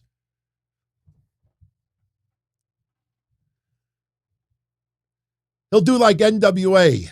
He's like 187 on a Malachi Black. Like, was it Ice Cube? What? 187 on a Malachi Black. You don't stop. They go, no, that's Snoop Dogg, wasn't it? What? Yeah, I know my hip hop. Think I do. All right. So Arn Anderson's pep talk talks about carjacking. Now we get a very, very quick match. I don't know what's up with the Bad News Bear Country, but this match just felt like, let's give the fans some of their favorites. We had Darby, Allin, Moxley, and Eddie Kingston. They beat Bear Country and Anthony Greene. And after the match is over, Sting hits the Scorpion Death Drop to Anthony Greene. It was okay. It was all right. But very, very quick match. So the fans got to see a little novelty match. Ruby Soho, and I like Britt Baker calling her Ruby No-No. Ruby No-No. Britt Baker saying that the fans were singing to Ruby's song because they liked the song, not Ruby. Ouch. But, where do you go with Ruby Soho? Suddenly, look, this is going to be 2 weeks. They're doing a 3-way match on Rampage, which is intriguing. And I'll tell you why in a minute. So we get next the Dark Order and Orange Cassidy beating the Hardy Family Office. 16-man tag team match. And as I said earlier, the storyline of Evil Uno not getting along with his fellow teammates. At one point, he starts walking to the back. And look, you can't overthink wrestling and don't take it too seriously. When Evil Uno for 2 months is like at odds with the Dark Order and he starts walking to the back and here comes Brody's son and here comes Amanda, here comes Anna Jay, and here comes Ty Conti. And Amanda's like, get back to that ring. And Evil Uno, like with the over-dramatized, he's like, he turns around, he storms. They hit all their finishers, and the Dark Order wins. And we get this beautiful moment in the ring. Look, man, every single person in that ring truly, truly bonded and loved Brody Lee. So as campy as some of it came off on TV, you don't overthink it. It's a fun moment. I just don't know where the storyline goes from here. Because what happens now? Evil Uno becomes a dick again next week. So it was a fun little match. And, tribute to Brody Lee. So very, very cool. And like I showed you earlier, I thought that was pretty cool. Whoever did that artwork, very, very talented. Very talented. Benjamin's like, they only knew him for a year. How do you know that? How do you know that? Why? Because they worked together for only a year? Brody Lee had some friends in wrestling that he never worked the same promotions with. He knew them for 10, 20 years. And guess what? I have made friends with people in a very short period of time that I absolutely love to death. You don't put time on a friendship. So, but the match was fun. Here's where we get the series of promos. Lio Rush, works out a deal with Tony Khan, and Lio Rush is All Elite, which I said earlier, I'm enjoying that. Lio Rush is in AEW. We'll see for how long. FTR cuts a promo. They're revitalized, which is bad news for AEW, but good news for the Pinnacle. I've said it so many times. Ever since FTR lost those tag titles, other than the Santana and Ortiz feud, which obviously had a big hiccup because of the injury, man, they went from the #1 tag team of the year to not even top 20. And not because of their ability. Their ability is still top tier, but AEW has just used them horrendously. I mean, everybody cutting a promo, oh, we're revitalized. To what? Not feeling it. And I even think FTR, look, as long as they're cashing paychecks, it's all good and everything. But FTR, you think their worth in AEW is the same it was a year ago? A year ago, everybody was talking about FTR. Now it's just like, can we have some promo time, please? Dan Lambert cuts a promo. Praising Jericho, then bashing Jericho.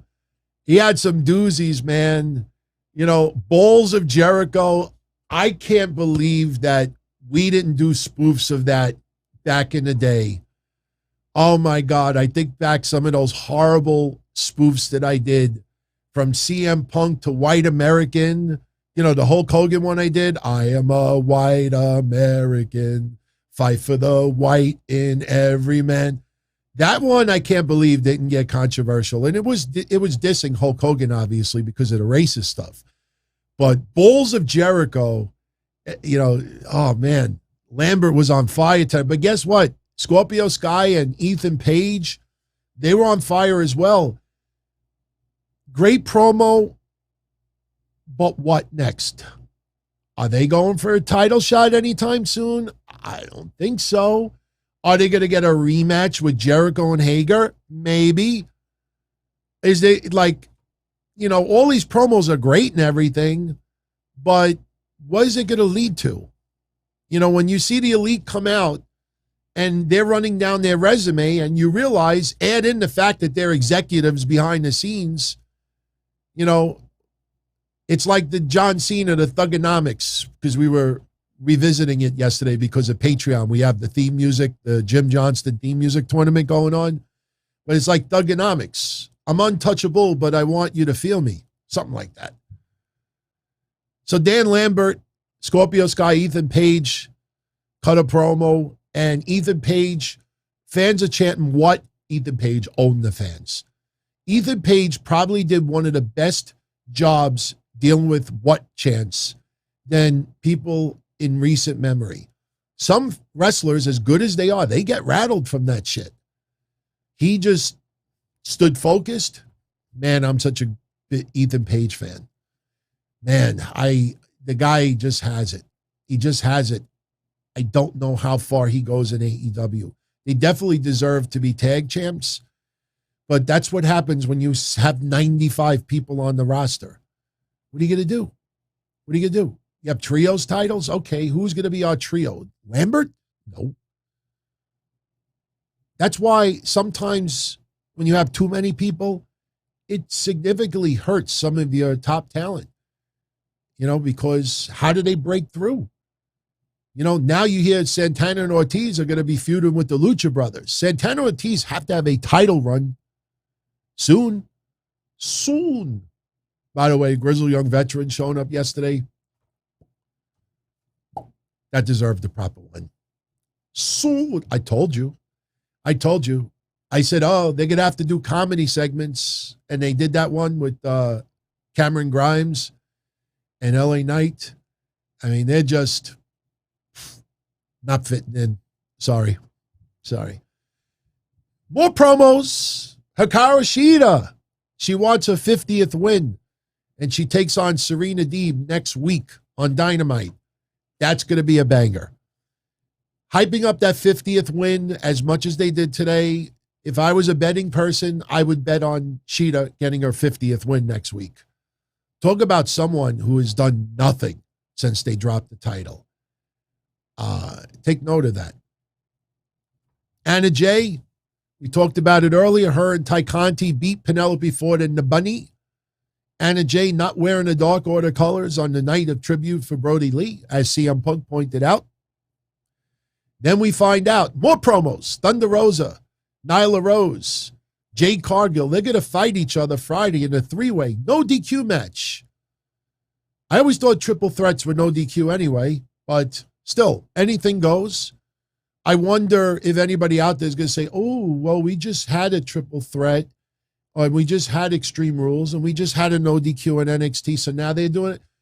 I don't care who does what as long as I'm entertained. This is going to be a huge challenge for Jade Cargill. In my opinion, the only reason why they're doing a no DQ is Nyla Rose and Thunder Rosa will beat the fuck out of each other. Maybe both end up incapacitated and Jade Cargill walks over and pins. One or both of them. I think that's the only reason why there's a no DQ tomorrow. Or maybe Nyla Rose gets pinned and Jade Cargill does not. So we'll see. MJF's promo, we mentioned it earlier. He's basically talking about all the young stars. He wants to truly help AEW. He starts bringing up some of the young stars, beat them all.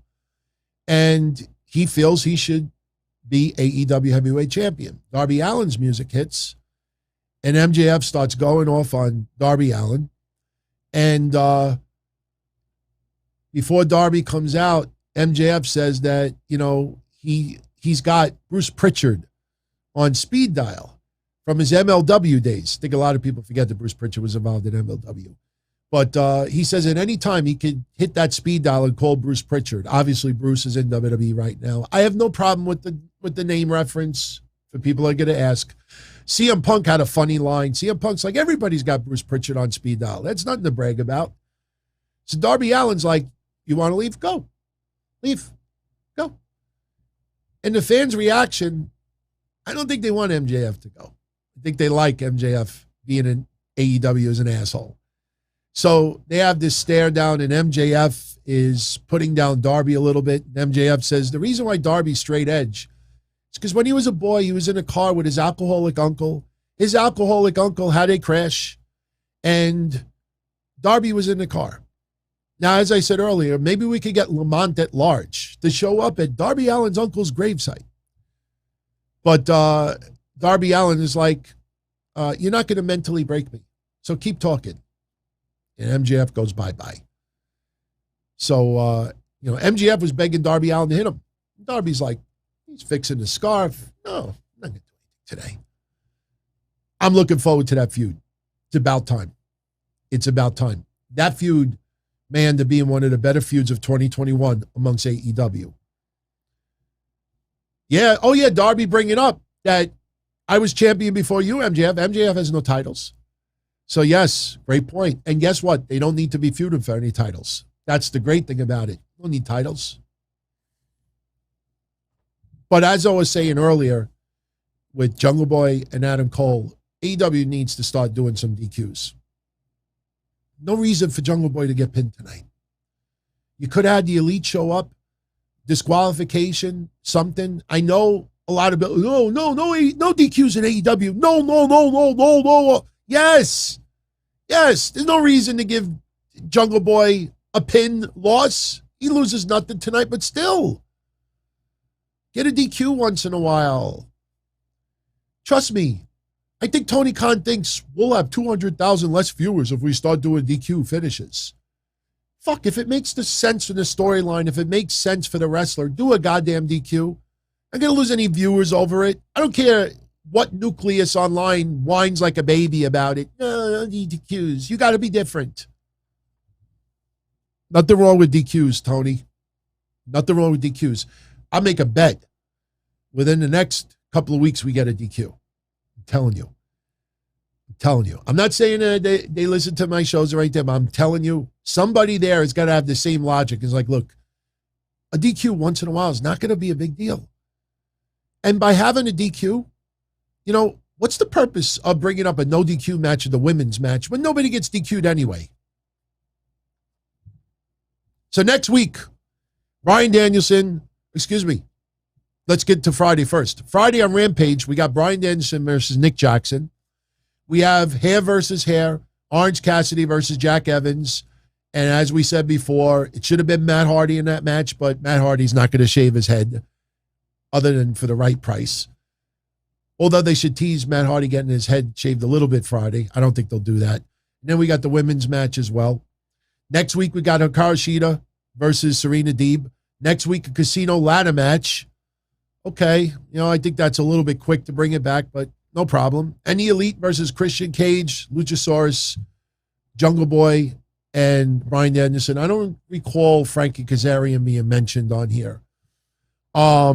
Then the main event, Sammy Guevara beating Miro to become the TNT champion. The match was good. It told a nice story. You had some moments where, you know, like Miro was using Sammy Guevara's chain and wrapping it around his eyes, his ears. And it looked good. Referee, and CM Punk even said the referee should not disqualify him in this case. You know, the thing is, though, is when Miro started pulling all the turnbuckles off, if you go back and you watch it, all right, the referee is just like looking at him. He's not even like trying to stop him. He's not even like, hey, stop that. And Miro does it anyway. The referee is just like following him. It's like playing that game, Among Us. I haven't played that in a while. You know that game Among Us where you have like the little like dog next to you, and no matter where you walk in the game, like the freaking thing doesn't want to like go elsewhere and like hump something or take a leak. Like it just follows you. That's what the referee looked like. He looked like the little thing next to the character in Among Us. Where Miro would walk, he would just follow him and just say nothing. He tries to take off the last turnbuckle, and Fuego del Sol tries to interfere. And Miro lays him out. And Sammy Guevara ends up getting the upper hand. Miro loses nothing in this defeat because it was really hard fought on both sides. You didn't need any running. Fuego getting knocked on his ass really didn't matter all that much. But, you know, the only thing I didn't like was when Miro, after he took off the turnbuckles and Sammy Guevara kicks him, Miro happens to go in the corner, and guess what? He hits his own head in the corner. Sammy Guevara with the GTH. And again, CM Punk is like, pin him! That should not be a setup move. Guevara hits the 630, pins Miro. Sammy Guevara, the new TNT champion.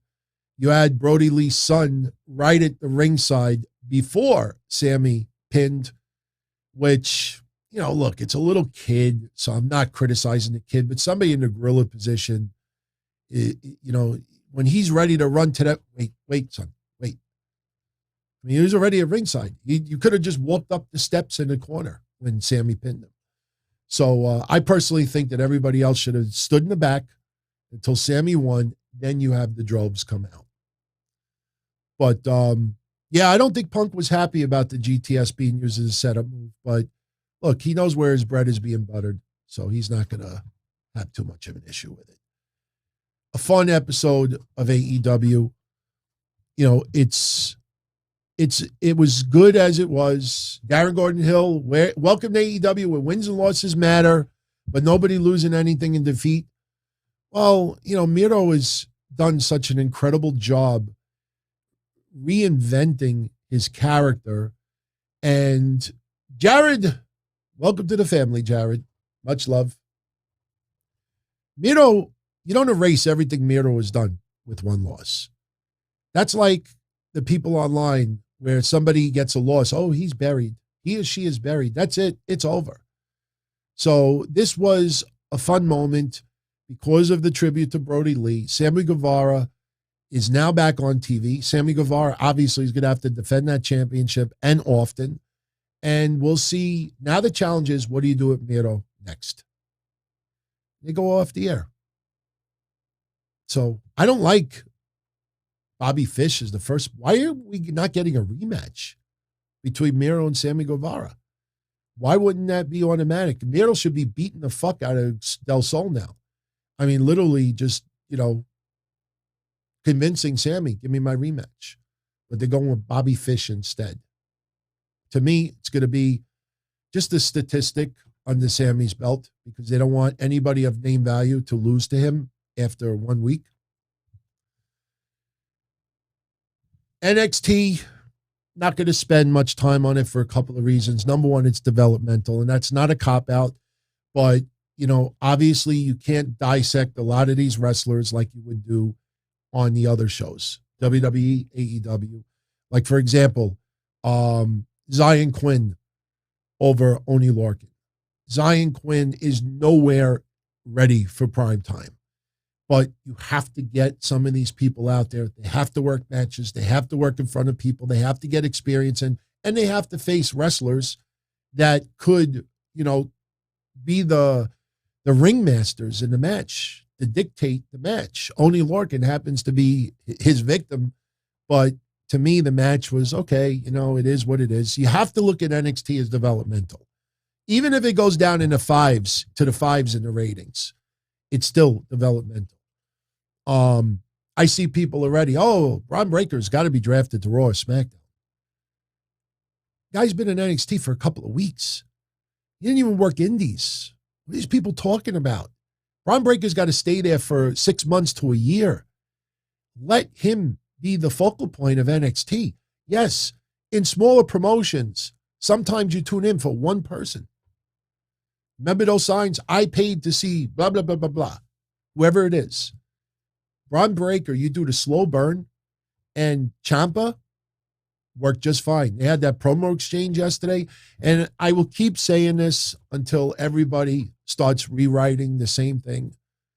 Stop with the WWE is hiding the Steiner stuff. They have to call him Bron Breakker. First of all, when Bron Breakker does an interview and explains the origins of the name, a lot of people are going to feel stupid.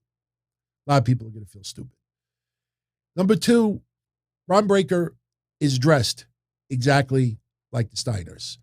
Bron Breakker does a lot of moves that the Steiners did. Bron Breakker walks like Rick Steiner. He talks like Rick Steiner. He sounds like Scott Steiner. He looks like Rick Steiner. Everything that put it this way, if you never watched wrestling in the last 20 years and you turned the TV on and you saw Bron Breakker, even if they had in giant letters, Bron Breakker, somebody would have said, "Oh, he looks like a Rick Steiner ripoff," if they didn't know his background. Everything about Bron Breakker is Steiner.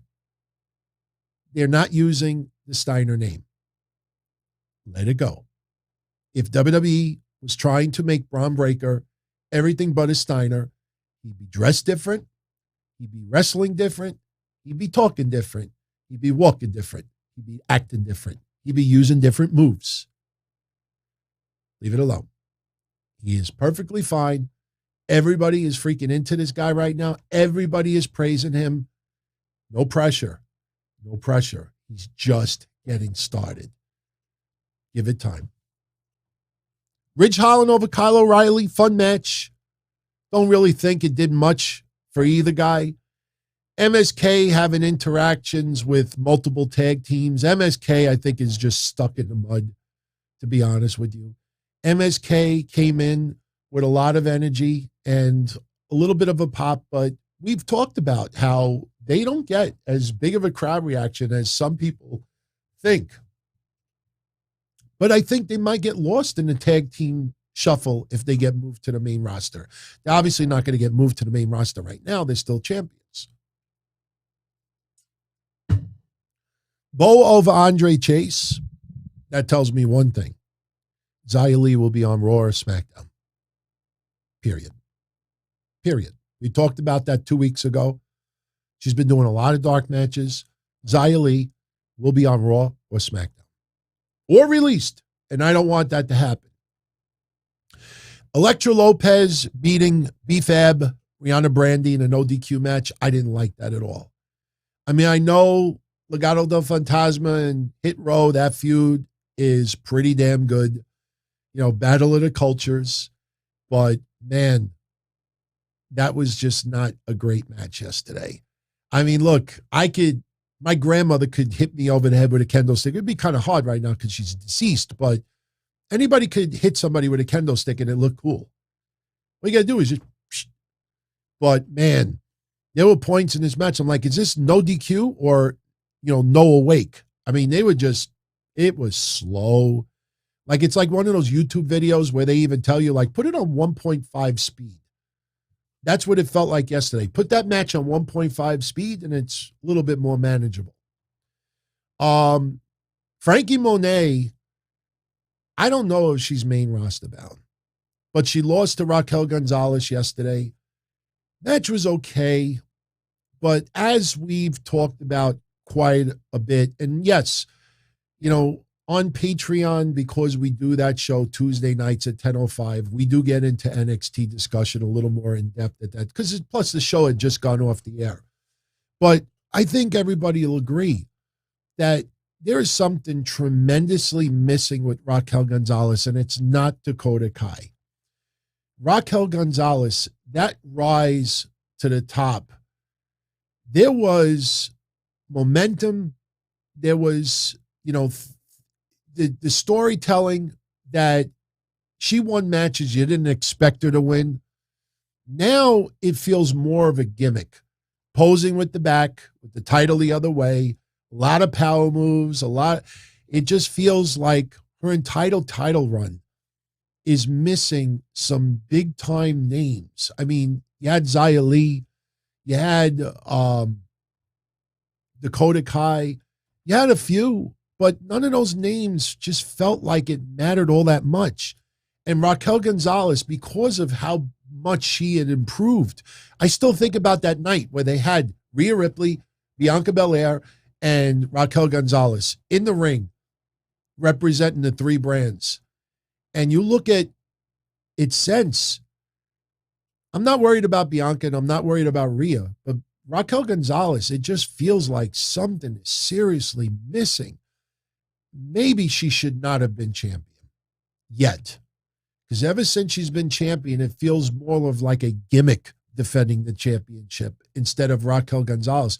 And the worst part about it is she's improved in the ring over the last year. But it just feels like it's stuck in the mud as well.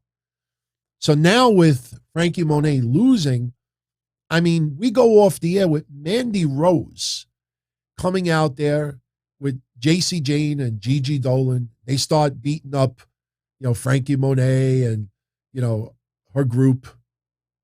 And then they go after Raquel Gonzalez. Robert Stone, I don't know what you do with him. But I joked about it yesterday. You had Gigi Dolan on this side of the ring. You had JC Jane on this side of the ring. And you had Mandy Rose on this side of the ring. Kind of reminds you of the Shield when they used to climb the rope, the apron. And you had somebody stuck in the middle of the ring and you had three people here. But the way it looked yesterday, when Raquel looks this way, she looks this way, and she looks this way, it looked like a bad cartoon. Because I'm saying, nitwit, run straight. There's nobody in front of you. Run straight. But because she's the sort of baby face champion, she's got to battle them. So she whips the belt to Gigi Dolan, which actually was pretty cool because you heard clank. So it connected somewhere. But I thought it looked kind of goofy. Mandy Rose standing over her, I have no problem with that whatsoever. You know, I mean, sure, you got people trolling because Mandy Rose goes off the air, and you look at NXT wrestlers that used to go off the air. You know, I will say this to some people out there, you know, for the ones that are joking about, you know, Adam Cole couldn't even go off the air, but Mandy Rose does. You know, when people used to make those jokes about Karrion Kross, people would get triggered, like you shot their pet. Yeah, I mean, they would get, so, you know, I would not, you know, try to troll. It's stupid, you know, unless you're maybe like 15 years old and have like an uber super crush on Mandy Rose. But this is developmental. Yesterday was all about the ladies, and they went off the air with Mandy Rose standing on top of Raquel Gonzalez. And look, nothing against Mandy Rose. I'm enjoying Toxic Attraction. I've said it even before they named the group. You remember what I said? That it's like those three girls in a bar that not only would make fun of you, even if you looked in their direction, but they would rub it in, and they would all walk by you and go, ha, ha, ha, ha. That's what they look like. They do what they do very well. So I have no complaints about Mandy Rose or Toxic Attraction. My problem is, this is what you got for Raquel Gonzalez? You know, I mean, man, you know, and if you look, yesterday we had Toxic Attraction lose to Io Shirai and Zoe Stark. A lot of people thought that they were going to the main roster in this draft. And all the champions kept their titles. I mean, even Roderick Strong, he beat Grayson Walker, you know. So it's going to be interesting to see what this draft is going to be Friday. But, you know, not a bad episode of NXT, but the drop in the ratings is simply because you got to develop some stars. Next week, Tony D'Angelo makes his debut. I don't know. I have an open mind, so we'll see how that goes. The Lash Legend segment, you know, it was what it was. I know a lot of people like compare it to like Wendy Williams and stuff like that. You know, the only problem I had with the segment is, you know, when you're doing a talk show, you have to also look at the camera straight in front of you. And yes, you had people like in the crowd, and they're there for her. And instead of looking at the screen, she's like, oh, and this is happening. Yeah, and we got this to come up to. And girl, it's all about the ladies. And I don't know, little things like that. It's like, not a bad show, but again, you got to look at it as a developmental. And honestly, you know, when you talk about developmental, I mean, you're not going to spend hours at a time talking about matches. You know, if there's one particular person or a segment like Joe Gacy, I can't tell you, I'll be honest, if somebody would have super chatted, I probably would have talked about it. But so many people like, DT, what do you think about WWE pulling all the Joe Gacy stuff? I said it last week on Patreon. I said the Joe Gacy stuff, yeah, it's basically they're just trying to do another storyline, and this time it's cancel culture on the left. You know, white privilege, safe space. I didn't think that WWE was having a change of heart. Sometimes when you remove something, you ever hear me say this before?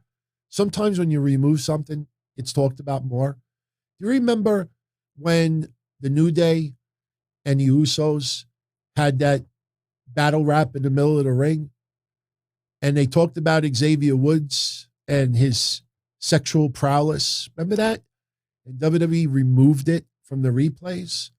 A lot of you will remember what I said at that time. I said WWE's biggest mistake was removing that, because when you take something away, that's when it piques people's interest even more. What did he say? Why did they delete it? Why did they take it away? Then you seek it out even more. If you leave it out there, it goes away a lot quicker. So by WWE pulling the Joe Gacy stuff last week, it made everybody talk about it.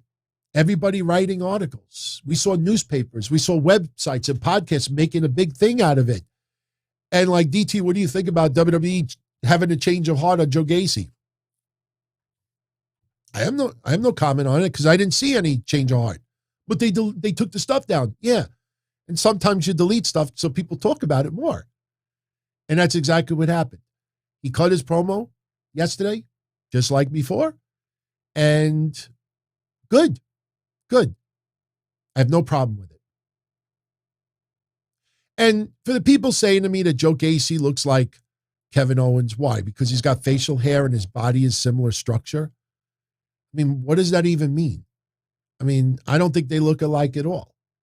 But I like where it's going.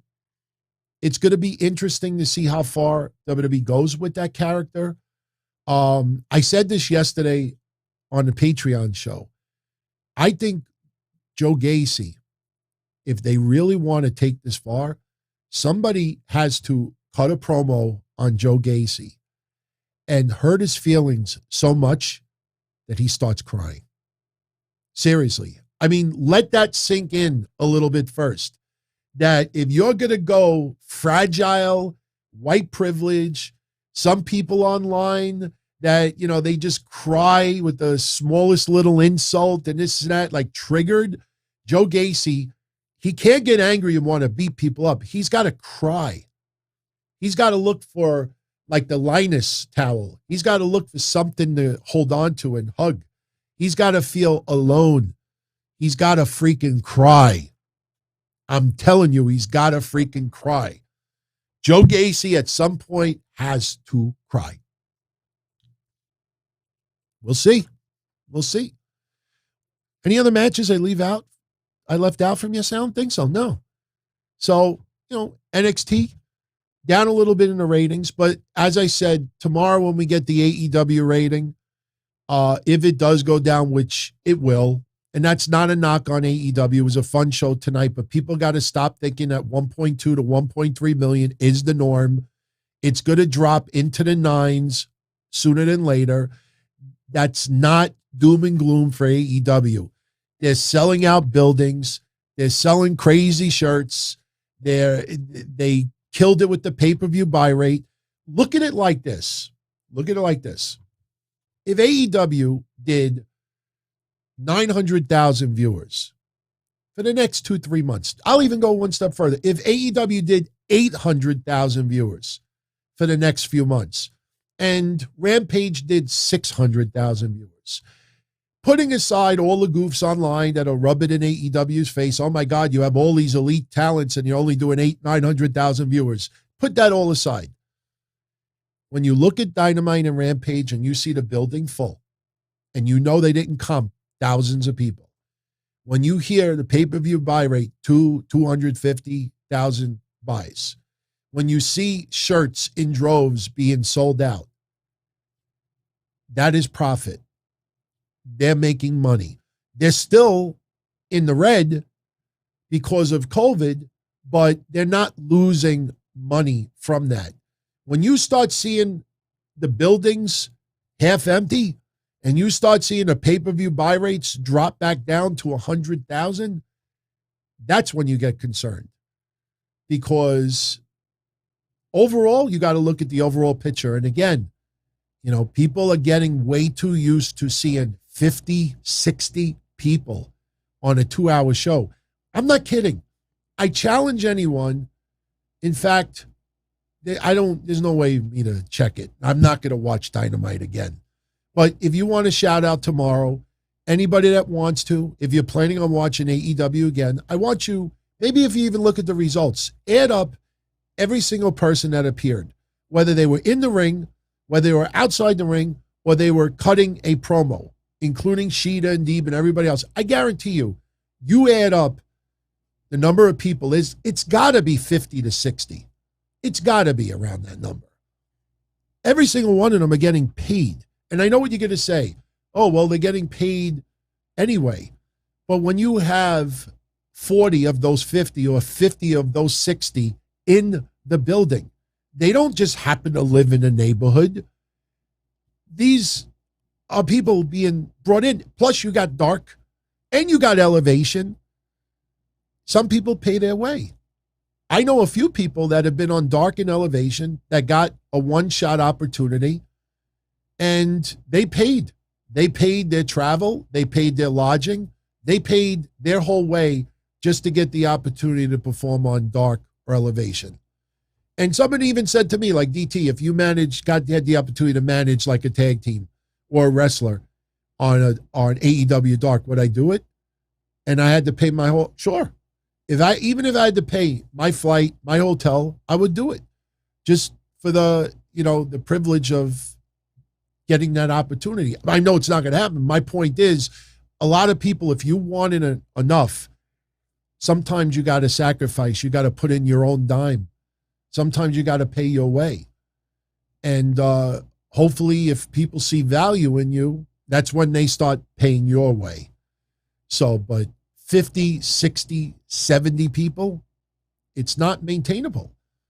Like I said, that tag team match was 16 people. And then you add in Anna Jay and you add in Ty Conti, that's 18. I'm not including Amanda and Brody's son because they're not characters. It's not, that's not fair to bring them up. But you're talking almost 20 people from one match. The Elite is what? Around 10 people, 8 people approximately.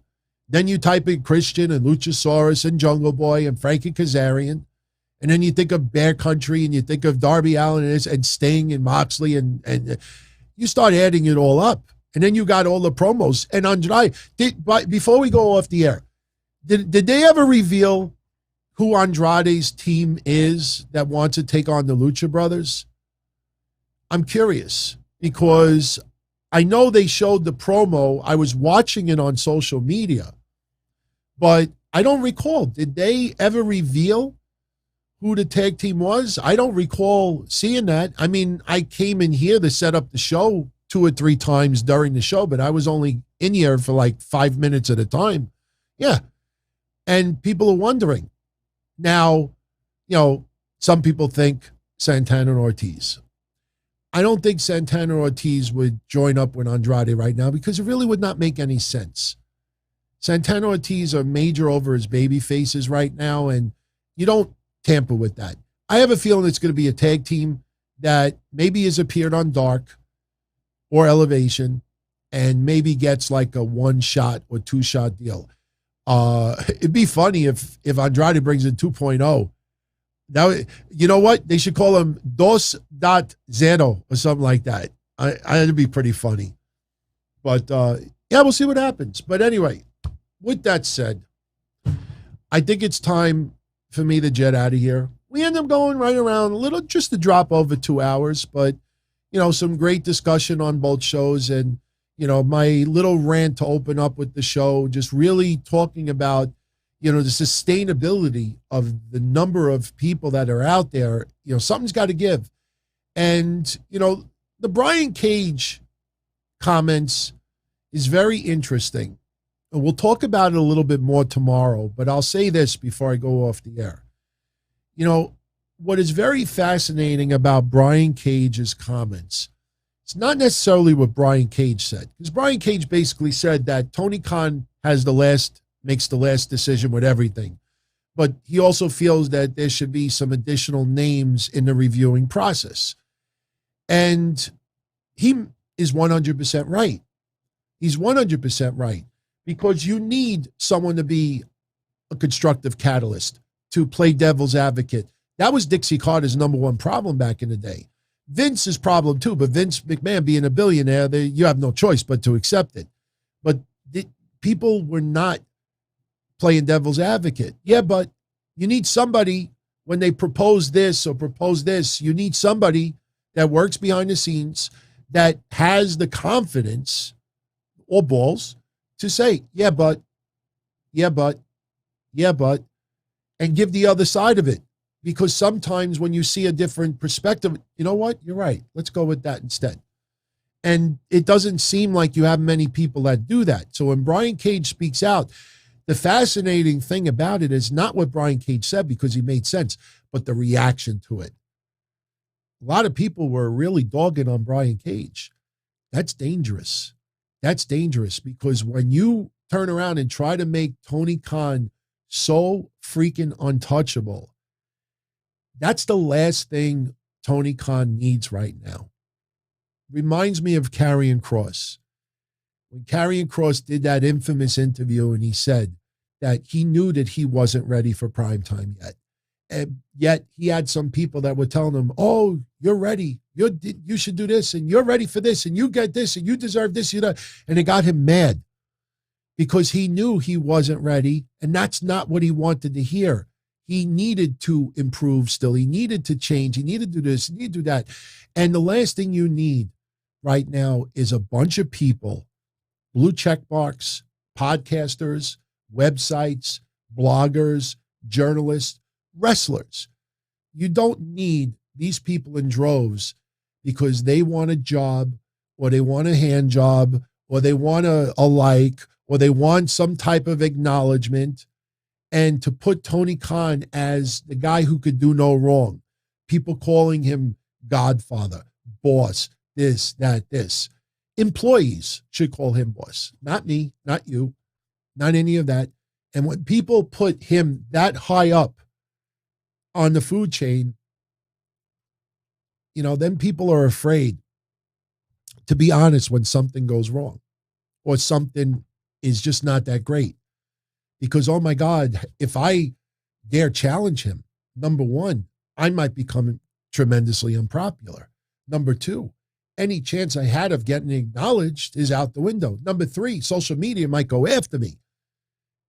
They don't realize that being honest and being constructive with your criticism doesn't mean that you're putting something down. You're just showing why, in your opinion, things should not be or maybe is, you know, could be better.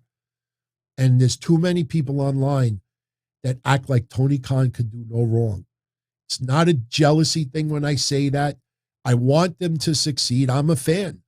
But there's too many people out there that everything Tony Khan does is amazing, epic, unbelievable. I have goosebumps. I'm shaking. I'm this, I'm that. And man, you know, that you got to be a little bit more balanced with that stuff. So anyway, time for me to go to sleep. Guys, gals, it's been fun. If you enjoyed tonight's show, I would greatly appreciate it if you hit that like button on your way out.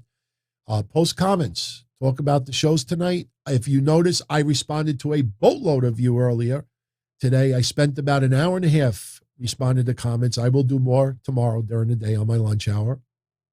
I'll be here tomorrow night at 10:05 p.m. We'll do Q&A, live calls.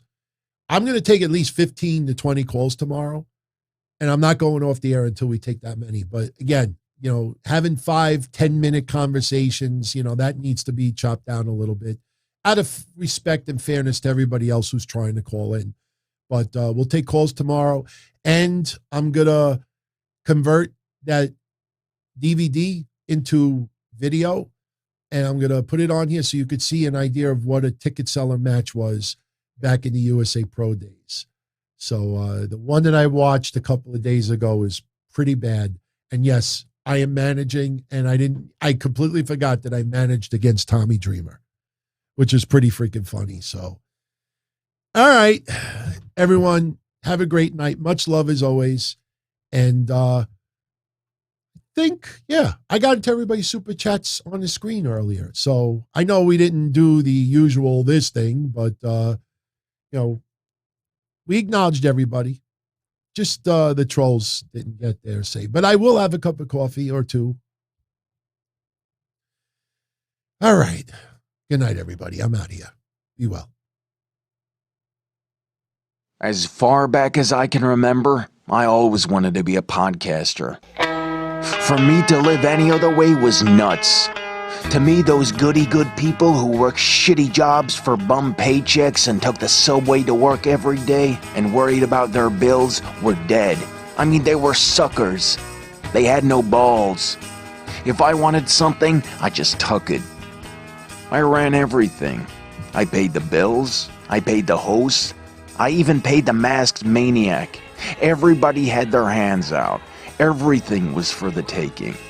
We always called each other good fellas. You would always hear from somebody. You're gonna like Don Tony. He's alright, he's a good fella. He's one of us. But if you're part of my crew, nobody ever tells you they're gonna get rid of you. It doesn't happen that way. There weren't any arguments or curses like in the movies. See, your haters come with smiles. They come as your friends, the people who've claimed they care the most for your life. And now that's all over. And that's the best part. Today everything is different. There's lots of action. I don't have to wait around for everything like everyone else. Oh, I didn't get the vaccine? Fuck you, vaccine me. Oh, your delivery guy has COVID? Fuck you, feed me. Right after I moved here, I ordered egg noodles and ketchup, and I got spaghetti with meat sauce.